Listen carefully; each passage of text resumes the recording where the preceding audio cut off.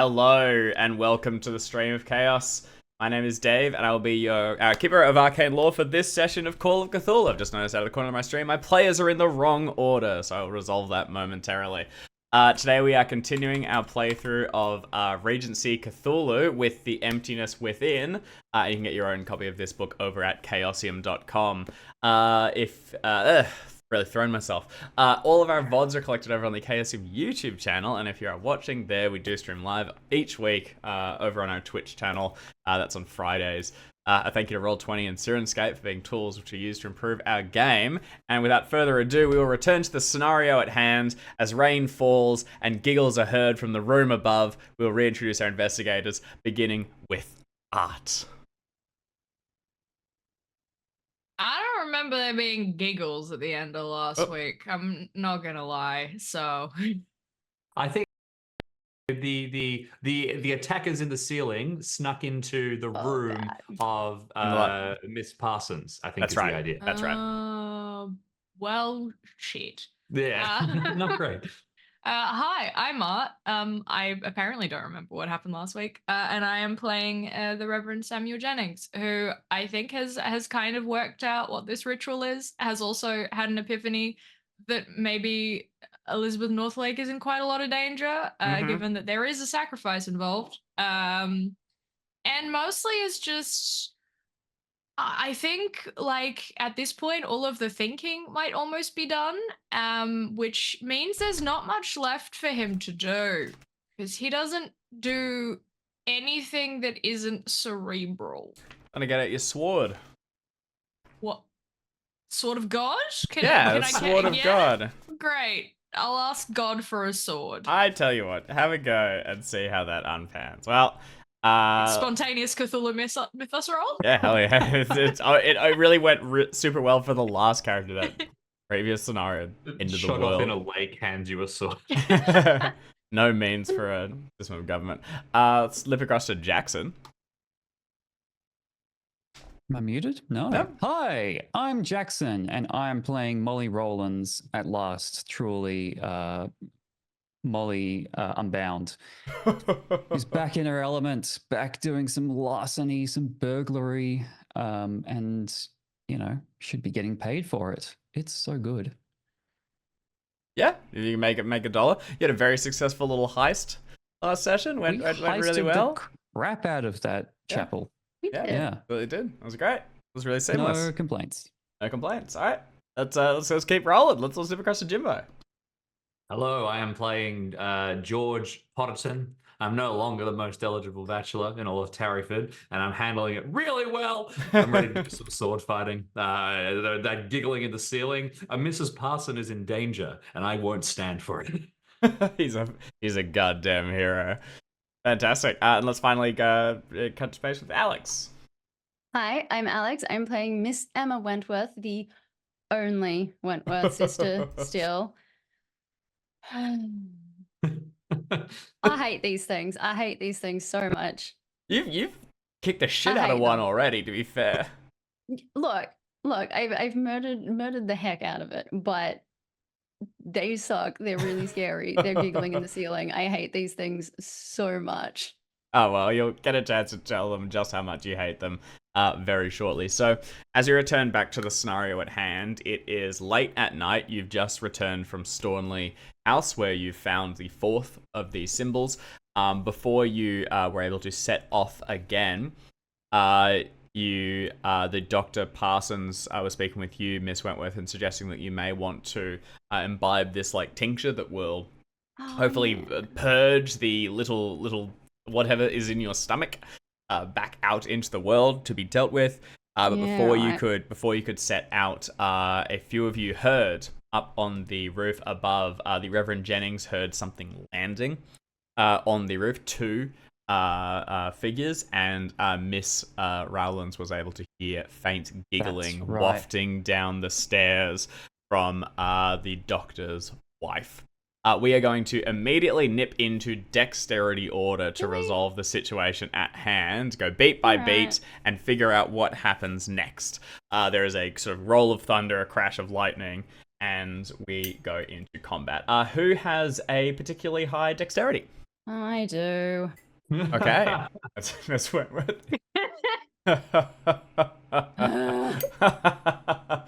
That's Jane. Reverend, what's yours? 50. Okay. Oh, Put our changing my name. Reverend. Sorry. With Molly. Oh, we've got a lot of us at 50. Wow, that keeps things easy. Okay, for simplicity's sake, we're going to do Molly, George, then the Reverend. You can feel free to adjust that if you see fit. So first I'll act. bark out a warning. Yep. Yep. So For free. yep. You'll let everyone to the situation at hand.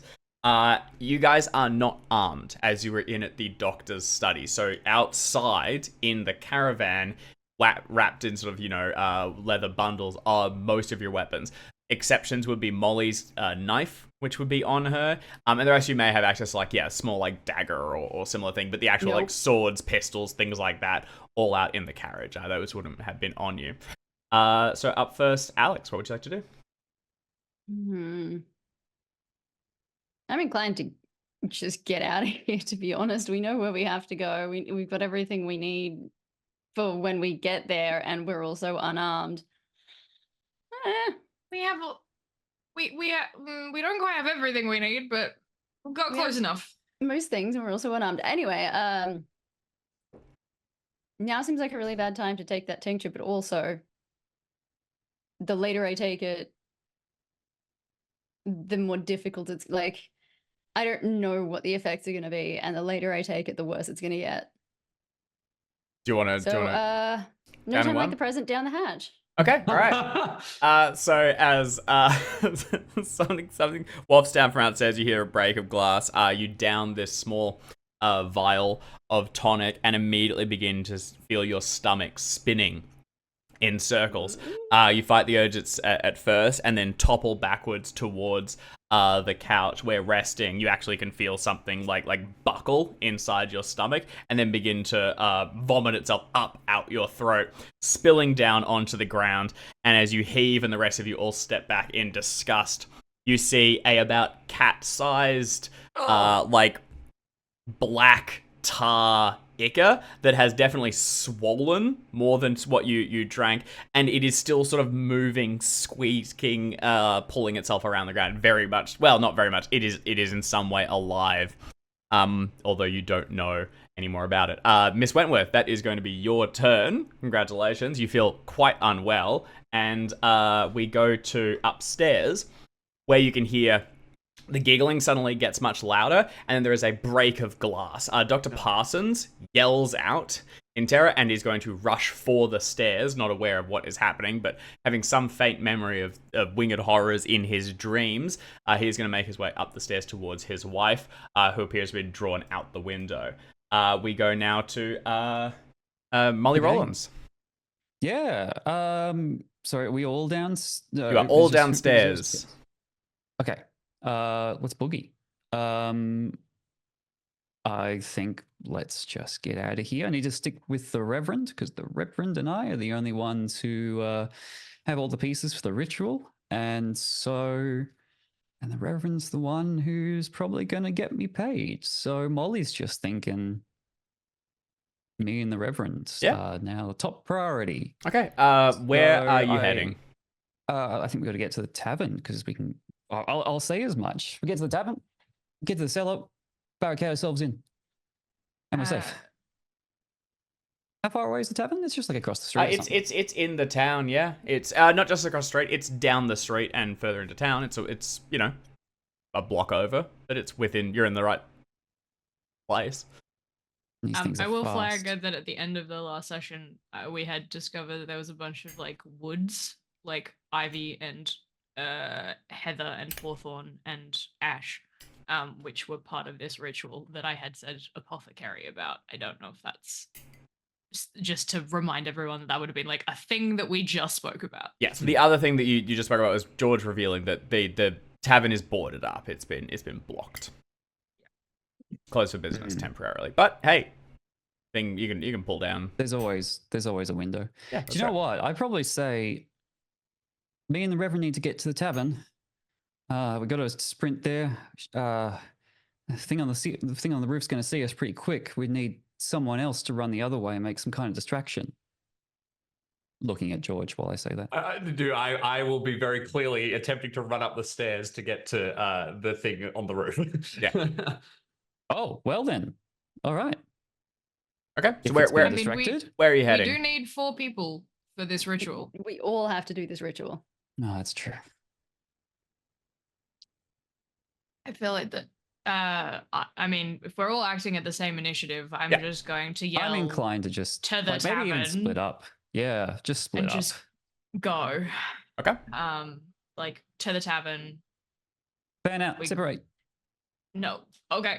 I mean, So we can't- Who's all going this- where? Who's going where? Melly, you're heading. You yell fan out, separate, and then bolt out the door, heading for the tavern. It's true. Mr. Potterton, you wheel and dart up the stairs, taking them 2 at a time after Dr. I Parsons. can't leave into the Miss room. Parsons behind. Yeah. And Reverend, where are you heading? well, I'm I'm going. pointing at the thing that just crawled out of my Yeah. stomach and screaming. So, you know. Yeah, I don't really know what to do about that. Honestly, the Squish it, best squish I it, squish it, squish it, squish it, squish it, squish it. We literally have I a bigger don't- problem. yeah, I mean, I don't have any kind of ability to like roll.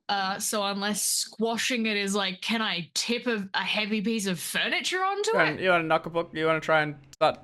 Try and tip a chest of drawers onto it? You can do it. Yeah, that's probably the best I got. Okay. All right. We have some intents. Reverend, Well, Reverend. I'm not going to run out to the street on my own because we got to That go would be like with fairly a funny, though. couple to split. I out. genuinely think this is a little dither. So Molly heads to the Yeah, door it and is. pauses there for a moment. Head to the Reverend, door, can you give me a pause. strength Exactly. roll to try and Sure. haul the something like a chest Watch of this drawers go and terribly splat wrong because I'm definitely a strong person. No, Oh, it? no. Okay. not a fumble. Technically 50, so not a fumble, but you haul it out, and with no success, the thing like flattens it out slightly and begins to crawl its way along the ground, not in any particular direction, just almost like feeling its way out. Little like on the edges of its spheroid body, like little tendrils begin to go out as they like feel out into the air and then retract as it senses the space around you. Meanwhile, Mr. Potterton bolts up the stairs 2 at a time. You see one of the staff members is frozen on the landing, holding like a bowl of water that's being used to clean the room inside.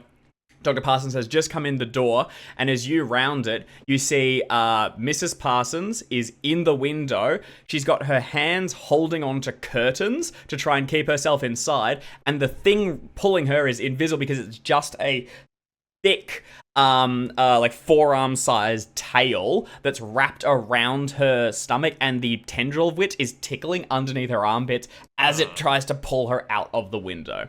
I was going to say, as I rush past the servant, I would like to grab the bowl of water from them because I wanted something to throw.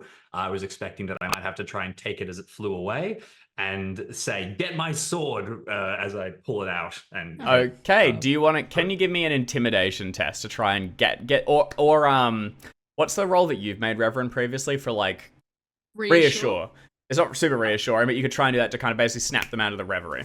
I don't have reassure any points in it, so I'll go with intimidate. And I don't think I'm being heard at this point. She just is mouthing something and completely out. You're able to wrench the thing away though, and then you're around the corner. So your full turn is basically bolting up and getting into this room.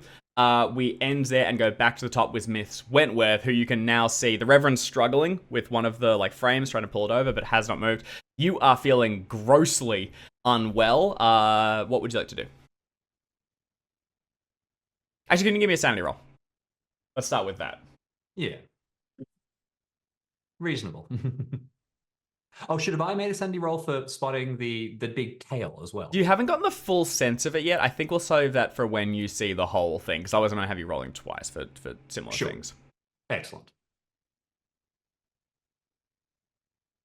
Who are This we doing Wentworth for can sanity? handle a Alex, sanity could you give me Alex, could you give me a sanity roll, please? For Yep. check. As soon as the cat is dealt with, is wrangled. There you go. Baby. Bonk. Yeah. okay, just take 1 point, please, as this thing drops out and onto the ground. And with the failure, I think standing on the couch, or not standing on the couch, but like sort of holding yourself back against it. What would you like to do? I think that actually I think that's gonna bump me into indef. You were right at the edge. You were I was very right close. at the edge. Is that you? Is that I think that's that bumps That's what me, we yeah. said. Okay. Yeah. All right. Times. Intelligence Fantastic. roll? Well, then, with that in Oh my mind, can you God, please so give no, me? no. On in def, you go straight into it. Oh yeah, you do. Can you please Yeah. give me? Can you please roll a d10? And This is going to be fun. Love a bit of insanity. Yeah, hell yeah, it's something, doesn't it? 2. Perfect timing. Yep, here we go. All right. So, to keep things interesting, you are going to roll through here. Look, lose it. Fucking lose it. Lose my goddamn.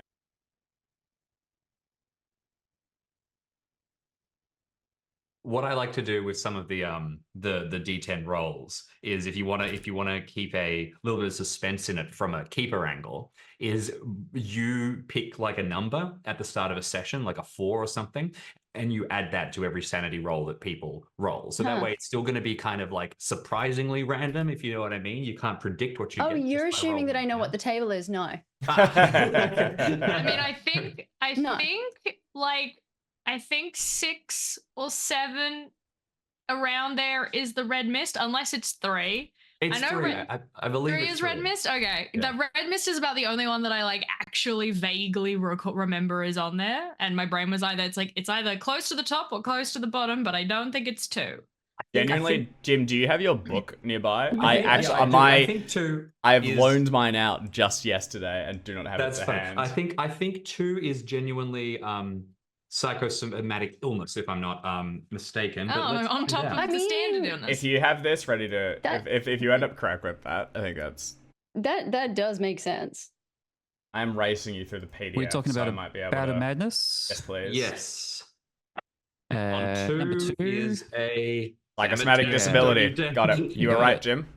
I was cool. You're right. Psychosomatic illness? Well, then. I will Also, pass it what's to you. red mist? I need to know now.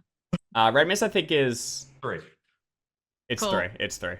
Amazing. Great. So very close. Hell yeah. Miss Wentworth, I'll pass it to you to decide how you want to handle it, but you have it could be blindness, something that is allowing you to just avoid this.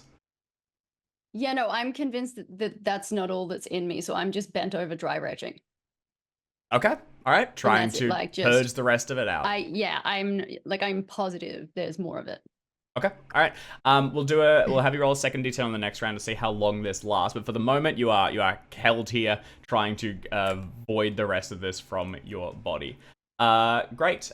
Going next is the creatures. So, Mr. Potterton, you see the thing wrench her out through the building. Actually, she'll roll to see if she can resist it. I'll roll for my little monster. So she's going to try to fight the creature's attempt. This is your moment. Oh, my poor network. It's having a bad day. Oh, Having a very dear. bad day. Yes! There it goes. It's a Okay. success. So the thing lunges back. She wraps her hands around the curtains and just yells, "No!" She's Holds a onto goddamn it. hero. You Also, could. apparently, is one of those people that just doesn't have like a tickle thing. Like there are some Yeah. people who you just can't. That's me. That's me. Yeah, I'm not You ticklish. can't tickle. You can't tickle Alex. Doesn't matter. She just You do can't. it, and she's like, eh. Okay. Yeah, I feel like this is Miss Parsons right now. She's just like, fuck it, I don't care. Yep. So she holds herself in place many for the time closets. being, refuses to go out the window, and we go next to our trio of same initiatives. Does Well, anyone know what I- they want to do first? I have an We'll probably do immediate Jim thing, last. Yeah. I know Yep. exactly what I'm gonna do. Hit me. Next time I see you, I will. No, I am going to rush over to Emma. I'm going to use the period appropriate psychoanalysis roll, which is reassure. I think it's I'm okay. gonna try This and sucks. reassure Emma and get her to the carriage. Is like the arc of things I'm trying to do Okay. is reassure her, but also in the process drag her out and into the carriage so we can go. Okay. All right. Go ahead and give me a reassure roll. Watch me fuck this up as well. Oh man. Okay. You're swimming in luck. You're always swimming at luck at the end of every scenario. Art. Not Not this one. Okay. So I mean, I'd Your definition of swimming is probably different to ours. Greater you than guys probably- 10. Yeah. That Yeah, would be it's true. too much luck for me. That's out of luck range. Right? I mean, it feels like I When you could like. say- You don't need to. It's don't have to. So currently, you go to Emma, and when you try to get her to think, she is like unresponsive to touch. When you like force her head up, it's just vacant. It's as if she isn't there, almost catatonic within her own mind. And then she returns to try and like she is still vomiting too, like a string of drool at the edge of the mouth as she tries to just purge everything else up. She also hasn't been eating too much recently either, so it's just this, It's that part of it. Yep, we know. Yeah, it sucks. Yeah. You can try and physically drag her, otherwise, she is if I not moving can, for the moment. if she's like not resistant to at least being like moved in some way, I will try and like get her, like sort of move her and attempt to reassure her at the same time. She's moderately resistant, so you can on the next round you can basically like try to start dragging her, but for the moment she's like you try and reassure her. That doesn't work. We'll go to. Can I then go like, Molly, help? Do I have the ability to yell that? You could quite also that? the other one also is in it is you heard Mr. Potterton as he got upstairs yelling, "Fetch my sword." It was directed at the staff member, but you hear that as well. Molly, you're just standing at the door. Molly, help could be interpreted however you see fit. 100%. Jackson, what would you like to do? My best. What kind of help? Are you trapped by this creature? Is the creature kind of bothering you, or shall we I just? have yelled out to squish it. There's a thing on the floor. I'm looking more to the Reverend. Is the Reverend interested in squishing this thing, or just getting out? The Reverend is interested in getting out. Then, And like interested in getting all of us out. Yeah, in that case, Because I don't know anything about this thing other than like it's gross. But if we can avoid it. If I get the sense that Miss Wentworth is having difficulties, I will gladly bodily transport her out of the room. Okay, do you want to go ahead and give me a strength roll to see if you can haul her up and out? Miss Wentworth, is your size particularly high? No. Okay, that's fine. It's just gonna be a strength It's the roll. opposite of that. Oh, is it? Are you small? It's 50. Okay, all right, standard size. You can give me a strength roll, please, Miss Rollins. I'm size 40, but I'm strong. Yeah, hell yeah. Not a fumble. No, you're All not. right, it really strikes us right. You head back into the room and try to haul her up. Miss Wentworth's like dense. No, She's I'm just dizzy. Yeah, and you're not able to get an easy hand on her. She's resisting to it. You head over and try and move her, but for now, it's not happening. The thing on the ground is continuing to sort of worm its way around, and we'll check in with Mr. Potterton, who, as you get up in the room, you've got the thing held aloft. You can see Mrs. Parsons has wound her hands through the thing, is holding onto them and resisting being dragged out the window. What would you like to do? Mr. Parsons was running up as well. Yes, right? Yes. He probably arrives in the room as you do too. He sees this. He is not a fighter. I'll actually roll a what's his sanity score? We'll do you first. You'll act, and then I'll see if Dr. Parsons is providing much assistance. He's had a really bad run of it recently, honestly. I presume he is going to, and I think that my instinct is we need to free her. So I say, help pull her through, and we run over and we grab her and we start to try and yank her out of the thing's grip. Perfect. Can you? I'm gonna just go. I'm just gonna manually roll this rather than trying to edit the sheet for now, and see how his sanity's look. Come on, Dr. Parsons. Come on, computer. Okay. That is a success for him. So he is able to rally enough. And he will run forward with you, grab her other leg, and try and pull her back. I've got you, dear. He's going to assist you. Do you want to give me a fighting roll? And you're effectively opposing this creature, trying to wrench her out from its grip. So if you want to roll, you'll go against hers. I have one quick pitch for you, Dave. My fighting ball is pretty terrible. I don't train for it. I'm more of a swords guy. I do have sleight of hand. Could I just unpeel this freaking thing? Like, it's like a big fucking rope thing. Unfortunately, not. Let you try and tickle it back. Give it a taste of its own medicine. No, I think you're going to need to...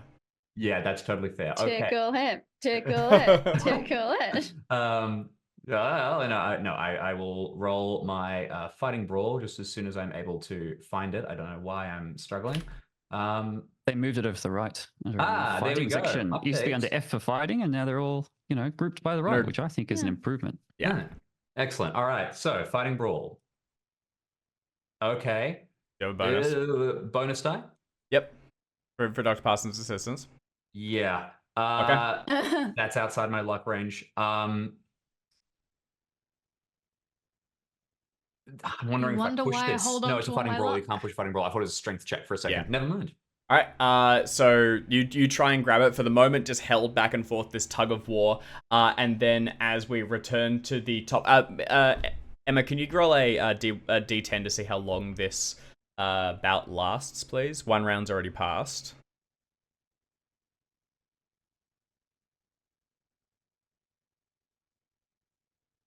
Okay. Ooh. A while. So at the top, you are continuing. You're basically held in these throws. On the creature's turn, it wrenches back suddenly and tries to pull her out of the window. Jim, I'm going to give you. You are effectively giving her a bonus dice on her attempt to resist this. Actually, we'll just have you roll yours because she's not like she's much better at it. Sure, This is going to be a straight. This is going to be a straight. Actually, no. I think you've got the bonus. Dr. Parsons is still helping you, and he was saying you can try and just prevent her being wrenched out. With bonus, that is going to come in at exactly 22. So that's a success. As a with the success, bonus die. would you like to luck this to a heart or anything? I don't have enough to lock it to a hard, genuinely. This is going to do a straight roll. So on a success, it will win this.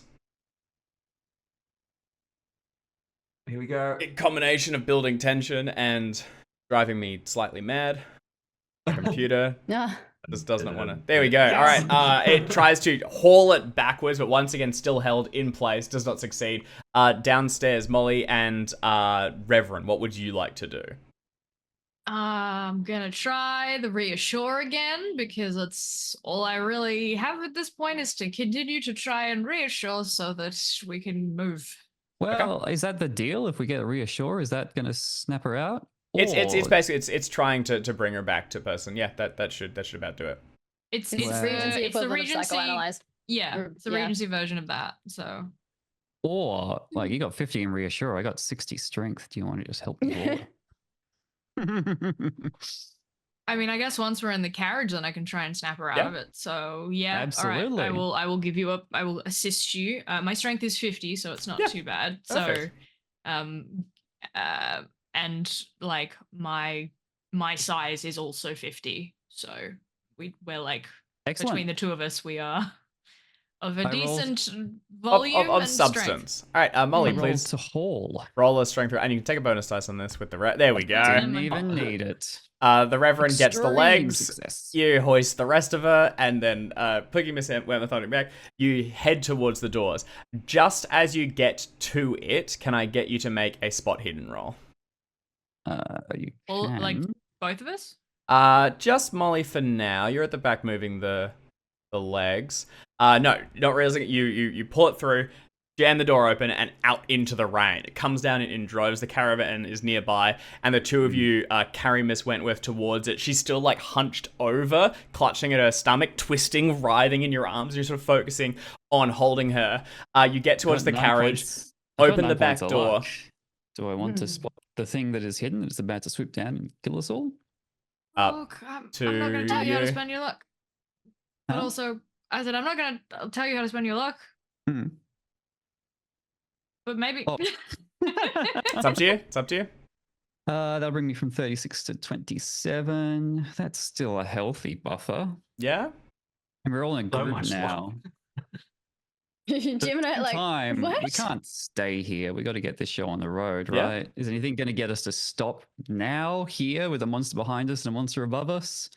I don't know. Even if I know what's happening or know what's coming, maybe we still just shouldn't stop. Do you want to spend your luck? Nah.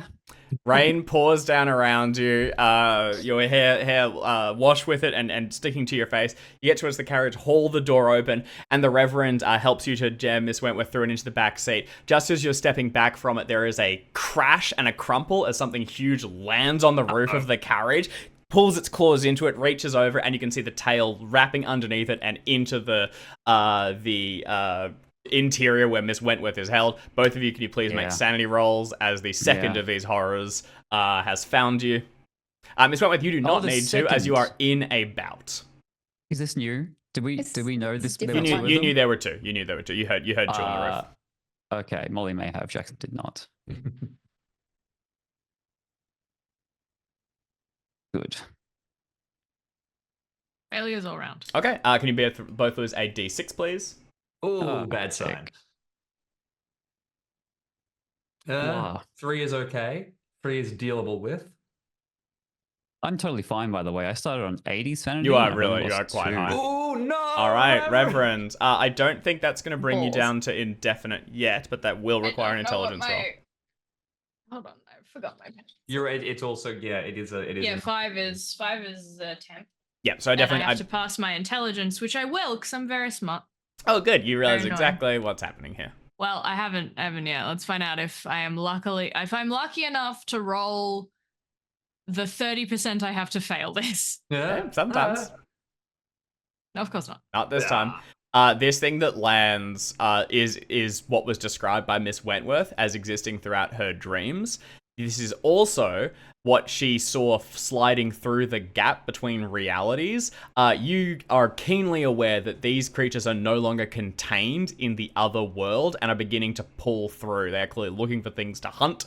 And in the distance, you see another one taking flight with something wrapped in its tail and then soaring south into the storm and off towards where you know the Pendlehaven Woods and the Northlake Estate to be. Another takes flight and looks as though things are being taken in that direction. Number 3. What's number 3? The third. Oh, Interesting. as you look up now, you can see there's a number of these bat-like creatures throughout the sky. There are more than just the 2. These are just the 2 that are nearest to you. That's made. They're also very stereotypically like, as a religious man, like you might see pretty archetypal demons, sort of. They're Yeah. like leathery black wings, tail, kind of. Yeah. 100%. It's the They hunt, classic. they hunt in packs. All right, the 9 is a phobia. I think the most appropriate would be something about demons or winged things, bats even. Or you could roll the D100. Or you could roll the You're D100. We Dalek could or just see something. what we get.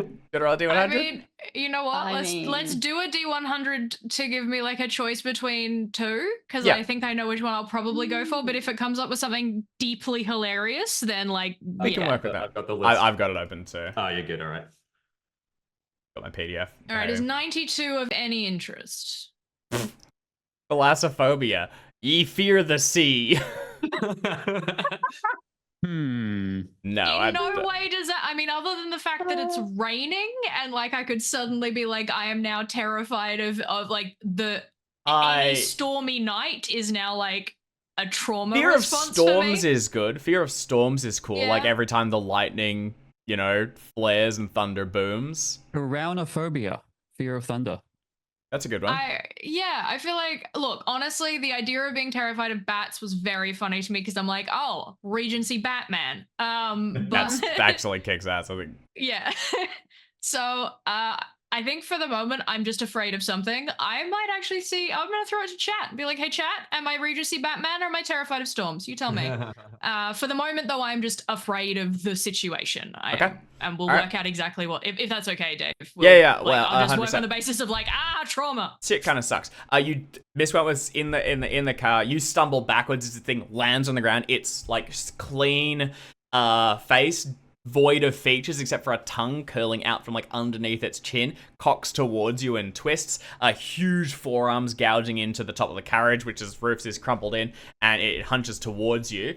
Miss Rowlands, you have succeeded. You are, not a big enough hit. You are capable of acting. I'm holding on. We go back to Miss Wentworth, who is now four rounds through her madness.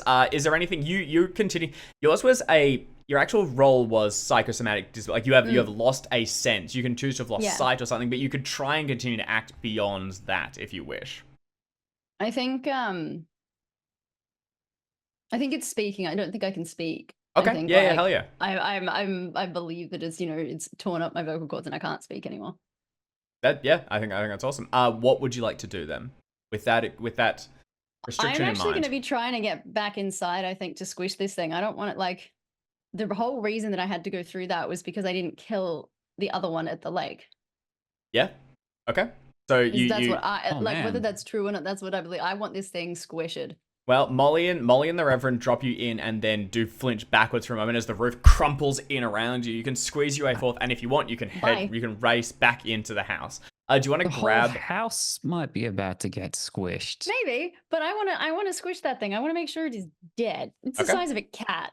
Yeah, it sucks. All right. You race back into the house, around the corner and into the room. The thing is not quite where you left it. It's inched towards the stairs on the other side, slug-like, and its little feeler tendrils are beginning to scour around the room. If you like, you can try and make a strength roll to drop something. Yep. A strength roll to drop something on it. Yep. I'm gonna do it. If there's like a sideboard or something, I just want to like. Yep. Nah. They're gonna run out of furniture. Weakened by your like current state. Even the side thing is too heavy for him. By the time you get it to tip, the thing has moved its way towards the door, spread itself underneath it, and is beginning to inch towards the stairs on the other side. It's the creature's turns. Reverend, as you flinch backwards, the thing moves forward, sort of clicking slightly, and then its tail, unfurling from inside the room, wraps out towards you. It is going to make an attack against you. Can you please roll a dodge or riposte, and do so with a penalty dice, as you are currently in a bout of madness. Sure. I mean, they're the same. So, I guess dodge. Okay. Seems At least to you win on probably- the draw. Yeah, look. Usually the way it goes. No. Oh, Okay, and you know what? The penalty dice can't make things worse. Go ahead and roll for my own. another way I could make it worse is if it rolled a crit, as in like, oh, I wish Yeah, I I had damn that. wish that was a bonus, not 'cause a you can't penalty. tumble on one. Yeah. Damn, night gaunts. There it goes. Oh, we're taking the first. I rolled it twice by accident. It lashes out towards you, wraps around you, and its huge wings beat as it begins to try and head up towards the sky. The other one, I'll just take that second roll for it, continues to fail as Mrs. Parsons shows a truly heroic effort in not going out the window. I think we still, like, because we just resisted its last push. I think that there might have been a turn desync here. But going back in chat, No, yes, Jim, you're right. No, I just skipped your turn. What would you like to do? And that was deliberate because we Got it. Very So direct. just to clarify, is this at the moment that it is like it went for a maneuver, not a damage? Yes, its tail don't take the damage. Yeah, its tail lashes around you, wraps, squeezes to constrict, and then as the barbs begin to find their way underneath your clothes to tickle at your bare skin, its huge wings beat and it tries to take to the sky. That's what it's doing on its next turn. Jim, what would you like to do? I swing my head across to Dr. Parsons and I say, Dr. Parsons, this is your wife. Heave! And we try and pull her back in. All right, can you go ahead and give me another fighting brawl roll with a bonus dice? Okay. Yes, James, yes! And with the bonus, I can't lock it to a hard success, so it's just a regular success. Thank God, man. You heave against it. You rally Dr. Parsons as well. And with Mrs. Parsons' great strength, she pulls herself back through the window, topples down onto the ground beneath. And as you roll and suddenly stand yourself up, you see the creature's tail lift up, and then the whole thing switches around as it inverts itself. Its head appears, and it begins to pull itself through the window towards you. Can you make a sanity roll for me now as well? Yeah, that makes sense. Sanity roll coming up. That is a failure on the sanity roll. So Okay, 1d6. that's going to be a D6, please. 1d6 coming up. I almost wrote 1d65. All right, there we go. James, are you within indefinite? Yeah. Dave, I have a question. Because there's a thing that I feel like we sometimes say, and I don't know whether it's a rule that is in the game or whether we make it up, so I'm gonna ask. Yeah. Do we get Cthulhu mythos the first time You we see do. a creature and lose You sanity? have had a bout of... It's not the first time sanity, it's the first time you have a bout, and this is the first time, so you can gain 5 Cthulhu mythos. Yeah. Watch me go Me too. slowly. You got it, more 100%. weird. Yeah. Oh yeah, you're right. I Sorry, Mr. mean- Omith, you'll get one as well. This was from a mythos creature. Enjoy it for the Flat next 5 or 5 minutes. You'll be alive. That's fine. Yeah. 1 Cthulhu point per I minute. will. Thank you. I am not indefinite insane, but that 5 is the trigger for a bout. So I'm going to roll my intelligence roll. Yep. I'm wicked smart. Can I anti-luck that with you cannot. You see exactly. Actually, honestly, if you want to, Jim, possibly. Do you want to spend 6 luck points? I think this is the time. It'd be to try and 7. spend It'd be 7 actually, because you have to get over the luck. Yeah. Okay. I'll spend 7. Well, I have 7 luck points. That's almost too perfect. Not Okay. to. No. Seriously? You on to 0? Yes, I'm going to 0. What if you get red mist though? If you get red mist, that's really helpful. Yeah, but that's only a 1. I'm lucking it. Okay. I'm down to 0 luck. Yeah. I maintain my mind. All right, you will yourself making some choices. not to think about this creature too much. You push it from your mind and contain yourself. You have hauled the thing in. It inverts itself and comes into the room, pursuing you. We go to it was. On the other hand, George has modeled his last year living after Captain Stone. Captain Stone's last stand was getting red mist. That's true. It was. Surrounded by monsters. You could take it if they will guarantee you a red mist. I won't guarantee it, but you could try and twist it in that direction.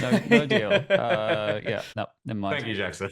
I think it is For sure. important to note that because my character is kind of the only one that really came through the whole of the last scenario, with the exception of Emma, although she was kind of a bit broken by the experience. I have 11 in Cthulhu Mythos now. Hey, I'm a 10th of the way to being totally bizarre, and Totally I'm okay with that. Permanently insane. Yeah. Yep. I'm keen. All right, Jim, the thing comes in through the window and is now with Mrs. Parsons removed from it and Dr. Parsons pulling her out of the way. Will target you first. It is going to try and lash out with its tail.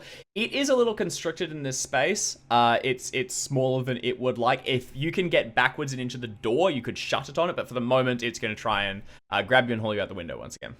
That's entirely fair. I make a dodge roll at this point. I don't have a weapon with me, so it seems just as fine. Yeah. Hard success on a dodge. Oh my god. All Only right, 2 well points done. to an extreme, but I can't do that now. Yeah. Okay. I've clicked my button. We'll see when it goes through. But likely, unless that's an extreme success, you're able to tumble backwards through the door, haul through it, and you can, if you wish, yes, slam that shut on it. You hear scraping on the side and like creeping underneath the door frame. You can see that the tail trying to begin to twist through, but too slowly. And hauling the others back, you can make your way back towards the stairs and head downstairs. If I can quickly, I presume we get halfway down the landing, and I like to think they have a little cupboard under the stairs sort of situation. Yeah. As we stop, I kind of open it and like gesture for the 2 of them. And please, we'll try to kind of go. You hide, and then I rush to join the others. Fantastic. You were right. Do you pass by where I am trying and failing? Oh yes, I would absolutely. So. Yeah, absolutely. You come down the stairs to see Miss Wentworth and the slug thing making its way towards the stairs. That's where we'll park you. Resyncing myself, because you were right, I had gotten ahead of myself. The other one grabs the Reverend and begins to head towards the sky, and we go back to actually all 3 of you: Reverend, Miss Molly, and Mr. George. We need to get the Reverend down. Well, Now, you're still in the house with me. Yeah, I'll go last. We're in I the need carriage, help. I which need is to kill like it. wrapped up. Like the We're not in the carriage. No, you No. are in the carriage. Only Miss didn't Wentworth make was it. in the carriage, No, but it only- landed on it. You put me in, and I went out the other side. Miss I Wentworth just decided kept she going. didn't want to be in the tin can. Emma went back inside. Yeah. You and 'cause I need to- were wanted to shunted kill the away from thing. the carriage. Gotcha. I thought we made it in. Well, that's fine. It seems to be decided by chat that the official fear that the Reverend had is fear of the darkening sky. Ooh, Hell yeah, that Well, rules. the just sky's like- really dark, so you're fine. So, as in, like, if it looks like a storm's about to roll in, he don't like it. It's Okay. bad omens. 100%. It's bad. That's, I'm getting a little occult. That feels like a thing. Bad omens to have a storm roll in. So fear what of if the- fear of the darkening sky is the fancy Regency word. Hell yeah, term that for kicks that. ass. But what if the storm's already here and the sky's already dark? Then do you feel better? Then you're Well, very but scared. the Well- sky No. can still become slightly darker during a storm. Yeah, yeah. The gradient Okay. situation. Because if it was fear of the darkened sky, you could be like, well, when do you decide that it's darkened? Like, it could, is it dark when it's dusk? I think Is the it nature dark of when it's phobia night? isn't You know? super if it's going rational. from noon to like 12:30, you say no. Yeah. It is just a fancy way of saying I don't like it when storms happen. But yeah. Well, Uh, yeah. What are you about to do? If I get the sense you're about to turn around and run in the wrong direction. Oh, yeah. The Reverend is grappled I'm by the tail and being I'm borne being up into the attacked by a sky. thing. I lost track. I thought it was just in the carriage, but there's too many of them. I'm No. sorry. There's There's too many. this one- There's there too are- many winged horrors. So Reverend, and he's to gonna set it fly out, away. yeah. One of them is upstairs in the bedroom, and they've closed the door on it. It's about to start going back out the window. The other one has Yeah. landed on the car, crumpling it. Miss Wentworth jumps Yeah. out, and it sort of leers forward towards the Reverend, wraps its tail around him, and then beats its wings, beginning to take off into the sky. Now, Following I see. following that like direction up and looking into the sky, you can see it is not just these two terrors. There are numerous all throughout Tarryford, taking up sleeping people or abducting those that they can find and bearing them south towards the Pendlehaven Woods or the North Lake Estate or something else around that area. Good. All right. Well, step one is to get this creature to let go of the Reverend. Okay. And I have a knife and I have a gun. Slightly better with the knife. It might not be in range anymore if it's gotten air yet at this point. It's about to take off. It's about to take off. It's still on the ground at the moment. Stabbable. Yep, it's stabbable. Are But you with stabbing just- with the intent of damaging, or are you trying to get the Just, like- Reverend out? Just get Reverend out. Okay. And I think the knife's going to be better at that than risking shooting the Reverend. Chop its Yeah, tail 100%. in a big. No. All right. Quick stab. This is not going to deal damage. This is going to. Oh. That's fun. Okay. That is not going to succeed. It's not riposting. It effectively dodges. It's just trying to move out of the way and get the Reverend Skyborn. You can luck that if you have the ability to do so. Otherwise, that is going to fail, and we're going to resolve the Reverend's turn. Surely I can't luck a brawl roll, can I? You can luck it. Just do you have 5? 25. I have 25 points. You'll spend 25 I'm down points. to 11. I You can think join me we on might that. be pretty close to now's the time. I don't think we can afford to lose a Reverend. I think. When I haven't actually made my roll, so I will roll a dodge test. It once after you commit it, and if it succeeds, it will win that. It's pretty quick, isn't it? It's gonna dodge. Since we've fought these creatures before, if I might be so bold as to use their bestiary name, when night gaunts are around, the big thing is if they pick you up, that's real bad. Now because dropping is just as well as anything else. Yeah. All right. This is really like. That said, you do have a shot secondary, like you could. I mean, the Reverend can probably survive like a fall from small low fall. orbit, as long as it's not too high. Well, eventually, terminal Yeah. velocity will check in, and yeah, Aim people for survive the those. roof. Aim for the There's a good bushes. chance it's gonna dodge. I feel like because I think they're It'll be fine. quick. So do I spend like all my luck There's always here? a chance. There is always a chance. All right, let's do it. Okay, you're spending 25 points of luck. points of luck for a regular success in the brawl because, yeah, got to keep the Reverend on the ground. Reverend's the one with the ritual. Okay. Reverend the one who's going to like talk me out of the docks. It's Reverend or die. All right. You lunge forward with the knife and you're able to pry it between the Reverend and the tail.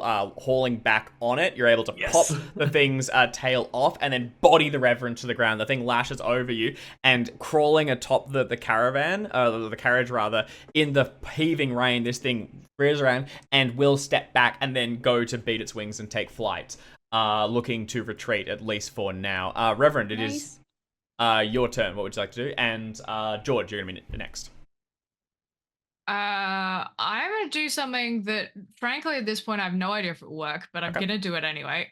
Which is I'm going to the best of my ability in the rain, using whatever there is to hand, whether it is my hand or my foot or my like a walking cane if I have one, or just a stick on the ground. I don't give a fuck.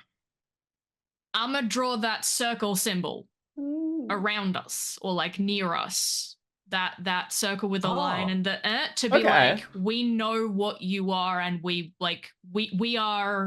the people who do the ritual. Like, we know the ritual. We're trying to indicate kind of like, not that we're on your side, but like that we're not things to be taken. We are things to like do. We are negotiate action. with. We are people who action. We are not cattle. Interesting. I think this might be a Cthulhu Mythos skill roll. Yeah. No. Well, you've got That's it. 11. You're saying you're one tenth of the way there to completely let's nutty. see how bad this goes. It seems a bit like when when your dog or your cat hears a dog or cat bark. Oh, sorry, hears you make that noise, and they look up at you at like, "What the hell are you like?" It's Yeah, not it's kind communication of as much that. as- It's making them go like, "Oh, you're not food," or like, "You're not things. You're like different," and I don't like. Not necessarily you're dangerous or whatever, but just like you're different and an unknown. Therefore, Yeah. about it. Let's see. Let's find out. Let's Well- Cthulhu Mythos this. It could end up as just scratching in the dirt in the rain, which is also fun. I mean, it's not. That's okay. On that one, you scratch the symbol down on the ground, and by the time you make the marking, it's already moving its way back, and it moves to take off. No further insight, unless I don't think you want to be tempted by a push or anything. I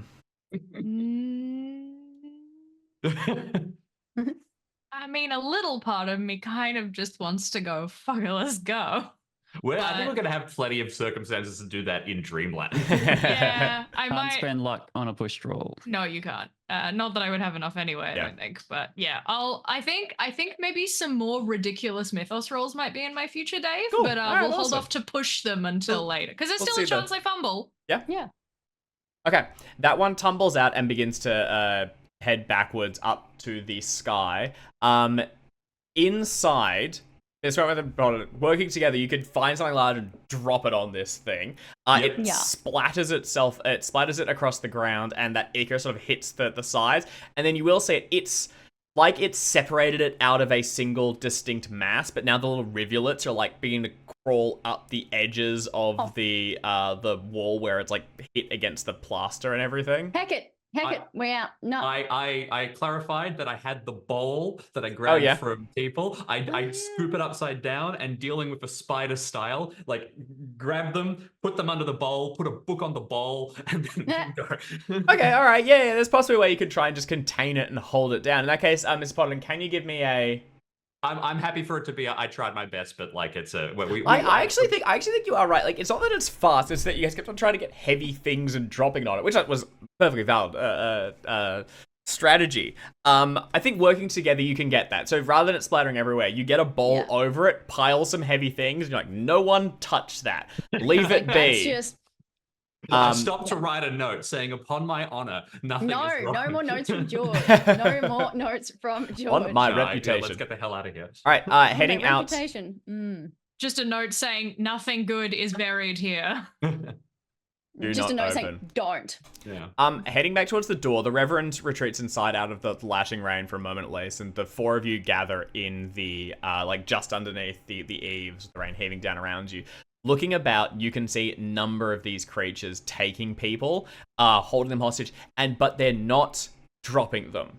They're carrying them south to some means. There seems to be they've been some direction, they're under some control, and they are bearing these people to the south. There's a couple of them around still. You can still see like weaving through the sky more of these shapes. They seem to be focusing their attention on Tarryford. Heading out for now. You're back in the house, and none seem to have caught you do not seem to have caught any of their gaze. But depending on what you do next, may change that. So, apothecary, then tavern. I think at this point we're probably safe to break in. It doesn't look like there's much legal apparatus left. Okay. Yeah. Okay. I run over to the cupboard for a second, like, bang on the Dr. Parson, we're going to the inn. We'll be back. Tetuet, come back. Do you have a coat I could borrow? Genuinely, if they have like a heavy leather coat for any armor. Oh can you chuck yeah. it on? That's a good idea. You'd have to be pretty lucky. Yeah, you would, unfortunately. There is, but it's Mrs. Parsons, so it's not your size. They would have actually, genuinely, it's not quite their speed. I think it would probably be luck. Sorry, I think it's not in your favor. He's not much of like That's reasonable. Thank you for your time. The Parsons, like, this isn't the kind of place where like lots of people keep like chickens in their backyard, is there? If you go a little further out of town to like some of the other ones, then yes, they are in a nicer section of they're in like Tarryford, so they wouldn't have one, but not far from here, they probably will. Is that a diversion that is doable between here, the apothecaries, and the Tavern. the tavern? Yeah, you could probably Result find of the something. luck check, I bet the apothecary might keep chickens. That feels like an apothecary kind of thing. Maybe a Mm. single cow too, kind of. A little collection Look. of items. I don't know. I want to find a chicken and some weird wood. Yeah, we need or some. like plants. I see. And I that see. I seems think I like see where you're going with apothecary. this. There could also Yep. be some at the inn. Otherwise, potentially, if they Tavern, mate. We might find a horse. they do Yeah. food That feels there. a bit excessive, but we might find a horse. Wait, we've got a Got a horse. horse attached You to the, do have to a the really carriage. nice- Not We do Captain actually Stone's have a horse. It's all I have left of him. Yeah, we do actually have a horse. Sorry. Right, we're taking the horse because the chicken's gonna be easier. But for now, we're taking. If we don't find a chicken, Yeah. If we don't find a chicken in between, I will Clip leave Clop on gets the it. horse to get chickens. Look, We we're also- going to have it's to probably- take the horse to the tavern, I think, to get there and Regardless, do yeah. in good Yeah. time. So, yeah, like we're gonna have to take it anyway. We're- If we don't find a chicken at the apothecary, Clip Clop's getting it. yeah. Go to the apothecary. See what they have. That's Okay. step one. Apothecary, please and thank you. All right. Can I get it would be a navigation roll or a stealth roll or something to wind your ways through the streets and avoid the horrors stalking the skies above. I don't need all of you to roll. I need one of you to roll and succeed. Navigation, I'm terrible at. Stealth, I've got a 40 at. I could ride otherwise. Stealth is going to be just slow is the big thing. It's picking your way through streets I bit by mean, bit. I don't know what we need, but I'm fast. I could just book it. We do ideally want to go to. Actually, you probably. We have you a second would- to plan. Sorry, I interrupted you there. We have a second to plan before we leave, so we can delegate. Unless I'm mistaken, you can correct me. We need chickens because we're going to need a sacrifice. Yep. We need the wood because we need the wood for the ritual. We need ash, hawthorn, ivy, and heather. Mhm. Some of those are plants. Some of that is sticks.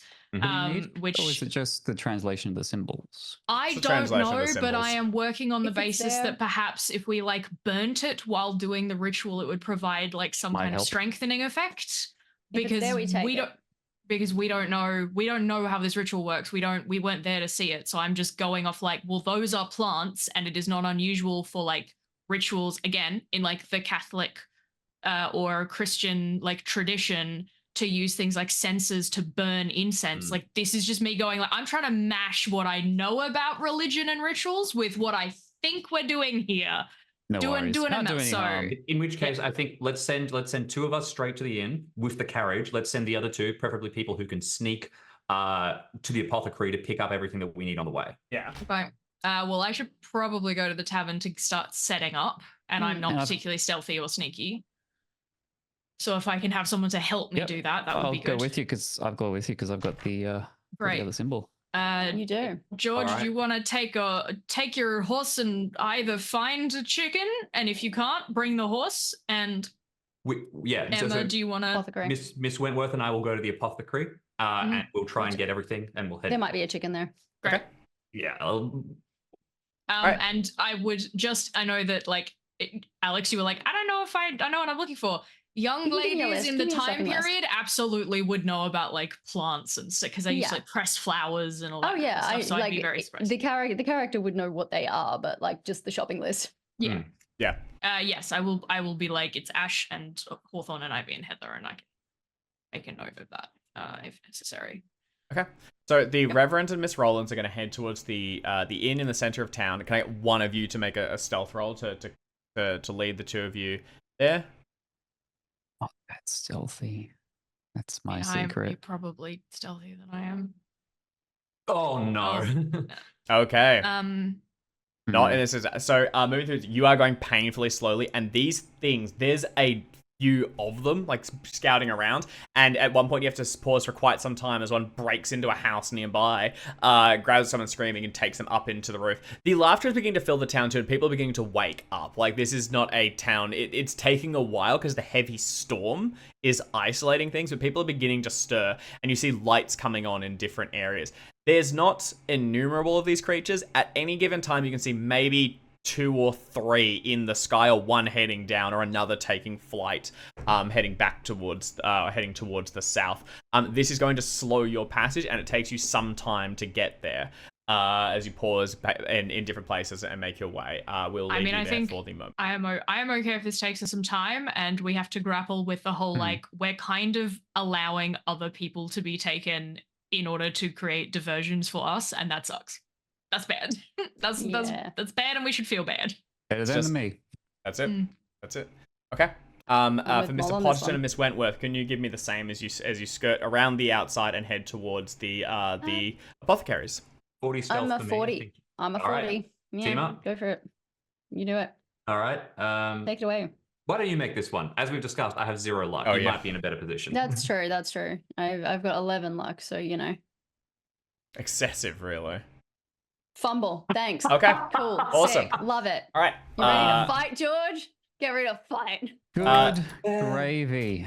Oh my god. Is it reasonable that before we had split, we had gotten the weapons from the carriage? Yes, I agree. You have armed yourselves. There's no way I'm doing this without my shotgun. As you're heading towards the I apothecary. know we didn't specify it, but like that seems like a fair and reasonable assumption. TM. Oh fuck. As you're skirting towards the apothecary, you're going for like a back alley when there is something like you're going through the rain, and then the rain stops for a second, and you realize, oh, that's, you're under an eave or something. And then as you look up, you see wings spread. You're like between 2 houses, one of these things creeping above you, protecting you from the rain for a moment, clearly wanting you to know that it's above you. And then by the time you look back down, barreling down the street straight towards you, its wings suddenly snapped closed. In a dive comes another one that's going straight towards you, Mr. Potterton.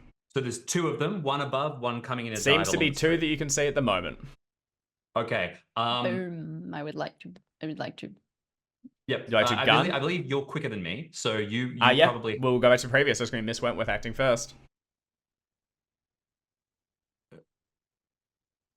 Okay, that's a success. Go ahead and roll your damage, please. I think it was a d6 plus 2, or.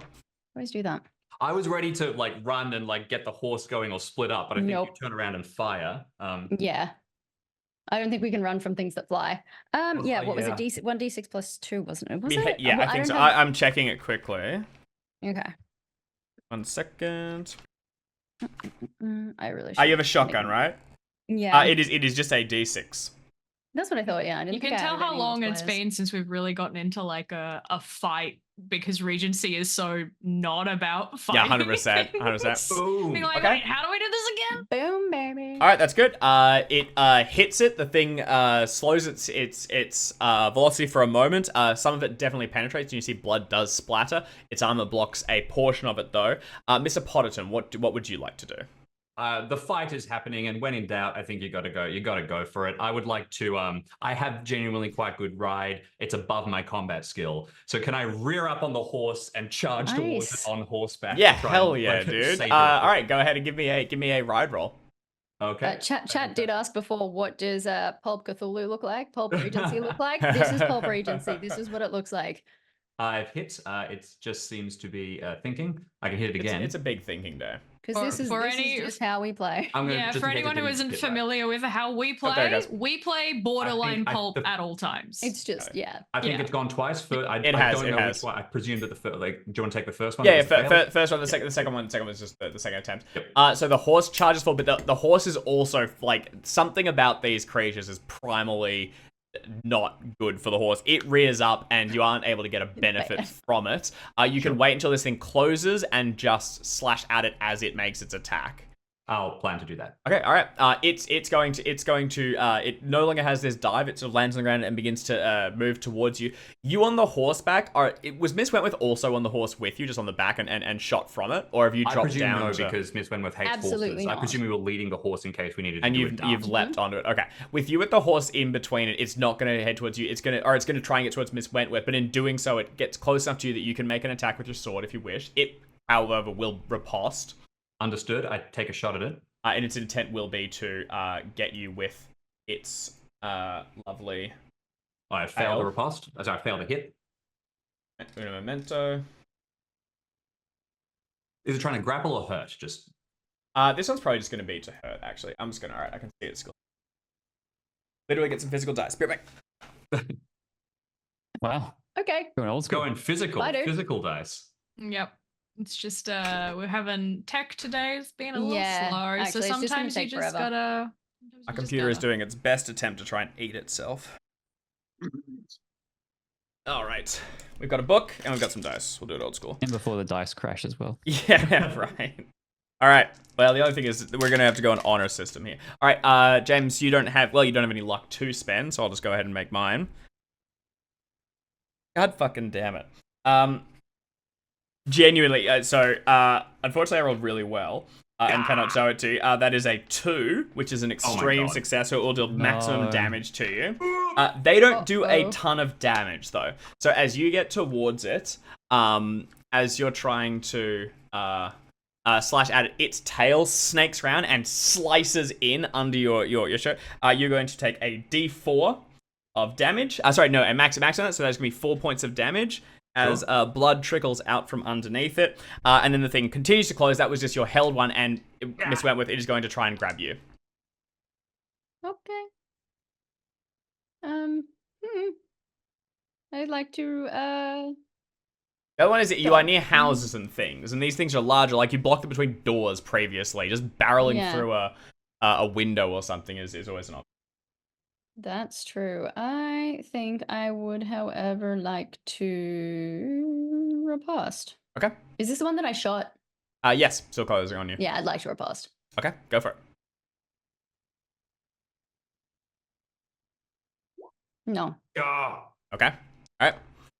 It is going to succeed. The tail wraps around you, and it slices one claw into the side of the nearby building and begins to crawl up it, dragging you behind as you snake in its grasp. The other one is holding up above it, its wings shielding from the rain. Mr. Potterton, Miss Wentworth, it's going to be you back at the top. What would you like to do? You are being held and about to be dragged up the building. I'm just going to try and kick it in the face. Yeah. Okay. Can you not shoot it? Okay, it's in point blank range. Shotgun's one shot. I have to reload. 4 rounds of We need to get out reloading the stick and shove it down the barrel. You did mention that you had a second shotgun. That was something you gathered previously, and you probably would have had it with you. I don't know why you wouldn't have it now. So you can try and use the second weapon. Yeah. This is just going to be going for slung over each shoulder. Okay. This is going to be going for damage. Yeah. I want this thing to die. No. Okay. Unfortunately not. You get it. There's another No way. crash of the gun, but its sound is disguised by the roll of thunder everywhere else, and you are about to be taken upwards. Mr. Potterton, you are going to get an opportunity to prevent this. Yeah, I'm going to rush forward and try and slash at the thing as best I can. Okay. All right. Go ahead and make a fight. Is this to try and get it to drop it, or is it trying for damage? I've already shot it. It's bleeding. Yeah, I think it's damage. Okay. I think it's like a better shot is to try and just kill it at this point. All right. It is going to try and dodge. Yep. Reasonable. I've made my roll. Sword roll is on a success. Okay. It has failed its dodge test, so go ahead and roll your damage. Yay. Okay. Damage on a sword for me is just double checking. Thank you. Please hold 1d6 plus 1. Coming in at 5 damage. Okay. You slice through it. Again, the armor catches a piece of it. More gets through, but it is still not enough to kill the whole thing.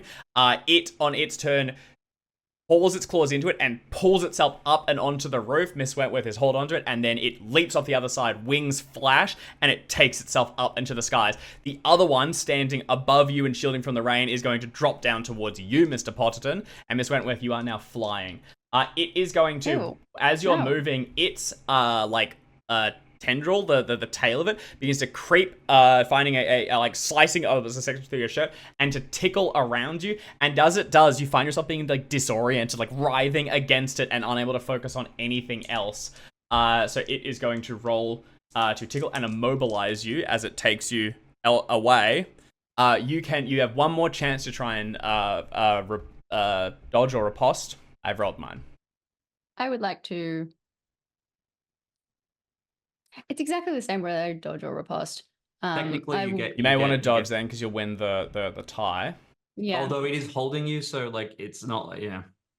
I mean, it's just because we were kind of writhing in the air, I guess, because the dodge in this case is less trying to do damage to it and more trying to just slither out of Wriggle its. Yeah. Dodgy. No. Nah. Okay. You are borne up to the sky, jiggling disoriented, and there's the thing, coasts, you begin to be taken away, and we leave Miss Wentworth there for the moment. And Miss Potterton, the second one, drops and heads down towards you. Sweet. I have one last Hail Mary at trying to get Miss Wentworth down. We've established I have pistols.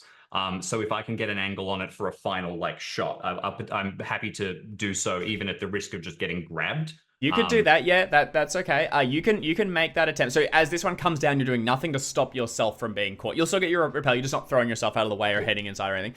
You can take a shot at it. It's going to be with 2 penalty dice. By the time factoring in, it's a moving target at range with something you don't want to hit in the rain, in the dark. So I'll apply 2 penalty dice. So that... I mean, there's virtually no chance I can hit it. But I feel like I sort of got to. The only other thing I was going to do if I could slip under my horse to hope it grabs the horse, and not me. You could do that if you could do that to try and save yourself. This is if you want to take the shot. I'm a rubbish shot too. I'll be working on base. But it's the negative self-talk that's probably getting you down. You know what? You're right, Jack. What would Captain Stone do in this situation? I gotta go for it. I will sprint over and try and shoot the damn thing. Okay, all right. Go ahead and make a pistol roll. Okay. My pistol. Any of these fail, because we know you have no luck. Yep. Base pistol is still 25, right? So I'm just going to make a brawl check because I don't have an answer. Same skill thing. Yep, that's okay. You should have handgun. It's under firearms. Sorry, I will, won't I? Yeah, good point. Handgun. Oh, in which case it's 20. So, right. Yeah, once it turns out you have 50 points in. Okay, the opposite. Yep. All right, making a shot. Already a failure. So I'll just make sure I don't fumble. I can't fumble. You actually can. A 0 would be a fumble. You're right. I do not fumble. Okay, not a fumble. You take a shot, but through the rain and everything, there's just no chance. And the second one bears down towards you. Its tail wraps around you. Suddenly, your leg is wrenched backwards. You slam into the mud, and then it tries to spirit you upwards. You can make your own riposte with your sword if you'd like, as it tries to do the same to you as the previous did to Miss Wentworth. And this one is undamaged. Yep. Dodge is a. Can I? I can't use my sword to try and free myself. Can I? No, you can just riposte and just deal damage to it with the sword if you want to just stab at it as it tries to grab you. I'll make can I make a brawl check to try and free myself? Yeah, you can do that. I go for it. Success. Okay, that's a success.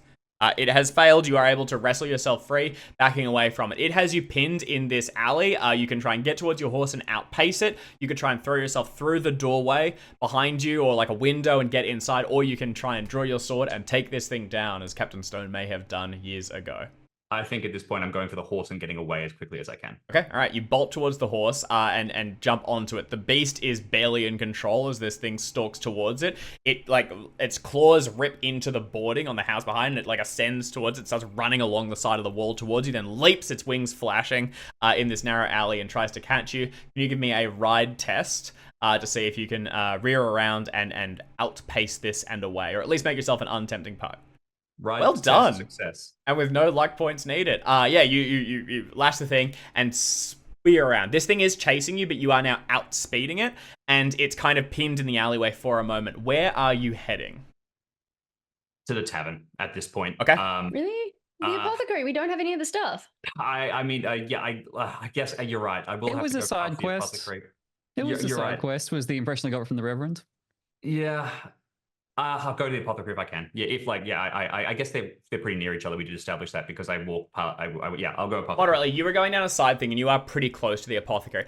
Genuinely, yeah, you rear the horse back and then charge towards the apothecary. As you arrive, there's you can see a broken window above where another one of these things has recently gone through, and probably at least the apothecary is not home. You can shoulder the door open and charge inside, looking for the herbs. Your horse is spooked as hell.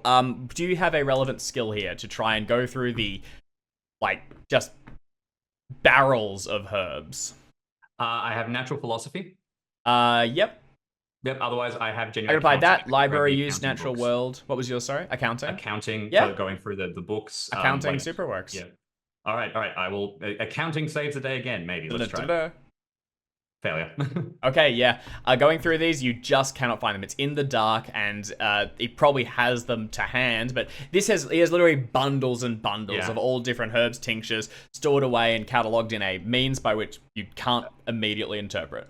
And if I grabbed them, it would be a luck check to see if I got the right things. Yeah, so which I have exactly. zero luck. I stand in here. I've lost Miss Wentworth. I have no idea what I'm doing. Really, like I'm bleeding. It's gonna. I think that I probably did it for a second, wondering if there's anything I can do, and then defeatedly head towards the tavern. But Oh dear. if you want to jump away from me for a second, just in case I can think of another idea. Well, the Reverend and Molly took a while to do it because they were moving slowly. So if you wish, so you grab a couple pieces on the off chance that they're going to work, but you're just not sure. Regather your horse and head towards the tavern. The three of you all reconvene outside the door, which has like hammered onto it, closed by order of the judge and signed Mr. Asher. There are boards up on each of the windows, and rain is pouring down around you, turning the streets to mud. You can see a few more of these things being spirited away by the creatures, and when Mr. Potterton arrives, Miss Wentworth is not in his presence. I'll pass it to the three of you to decide what you want to do. They got Miss Wentworth. One of them. We couldn't take it down quick enough. It dragged her away. It was flying in the direction of the Pendlehaven Woods. Yep. Well, longer we stay out here, more like it's going to get one of us. Let's get inside. Okay. Head inside for the time being. Yeah. Okay. I think the Reverend's mind is going at a mile a minute, but he's not actually saying anything right now. Do we need it? If we need 4, we're going to need to get her. Also, I tried the apothecary. I couldn't figure out any of it. It was... Mr. Potterton, do you remember the symbol that Miss Wentworth drew on her forehead? Close enough to, yes. Which one? It was the one that was in my my estate. I provide the appropriate... The 2 lines? The westerly one. Mm-hmm. Very well. We will assume that in some way Miss Wentworth may in fact still be connected to that part of the ritual, given that it was not completed. So the 3 of us are going to take the other positions, and we are going to hope against all hope that we can pull this off, and that Miss Wentworth is able to join us in some capacity, either because she's being taken to the place where we are all planning to go voluntarily, or because there's still some connection there. But we're going to do our best. The horse. The goo, the thing that we tried to expel from Miss Wentworth, it's still alive. It's in the doctor's house. Just a thought. I don't think we can probably use it at all, but yeah, it is evidence of what you suggest. I suspect all of this Icarus substance is rather the same thing once you imbibe it, so perhaps we are lucky, if such thing can be considered lucky, that Miss Wentworth was not able to expunge all of it from her system. Perhaps there is some left and it connects her still, but we don't know. We're just going to have to try. I don't believe there is time to get anyone else. So. I agree. Molly will have been investigating the point of ingress while that conversation is going so you on, can, if need be. It has been locked up. You can find something to smash it open. You can break open, you can put a shoulder through the door, you can break open a window. Through some means, you are able to get entry. And inside, you find the tavern left much as it was probably found by the judge when they arrived. Dishes have been like quickly gathered and tidied into the kitchen, but not actually washed. There are still like some a fork that got left underneath one of the tables that got kicked towards the side. And you will find the entrance to the basement has also been locked, but that too can be broken away after some short time. And the 3 of you can go back down into the basement where Tom and little Dickie fell asleep only a few short days ago. Downstairs, it has gotten freezing cold, and that ichor has spread all across the ground to the point that you actually can't get off the ladder without stepping into it. As if it was flooded up from the downstairs. The tunnel, you can see the edge of the hole, but it is completely coated in the black substance that is coming out from it. Going down into it, you would have to basically dive. We would have to dive into the substance. Before we get too much further, can I find a nearby length of rope, which are always close to hand and lying all over the place, tie the trapdoor to the ladder from the inside? Sure. What's the intent? To lock it, or so that you can't lift it up from the outside? Yeah, cool. Yeah, for sure. You can improvise this lock. The Before you do that, though, I will get where everyone is going, because if you're all on the ladder when you're like, you can't all be on the ladder as you're doing something, that's going to have to drop down onto the ground or something else. There are like shelves and things knocked over. Can we get to where this font is meant to be or not? It's quite not unless you're going to have to dive under it or crawl underneath. It's quite deep. We do know it was like a crawl through a tunnel, and this stuff is now like coming. It's not gushing, but it's flooded out.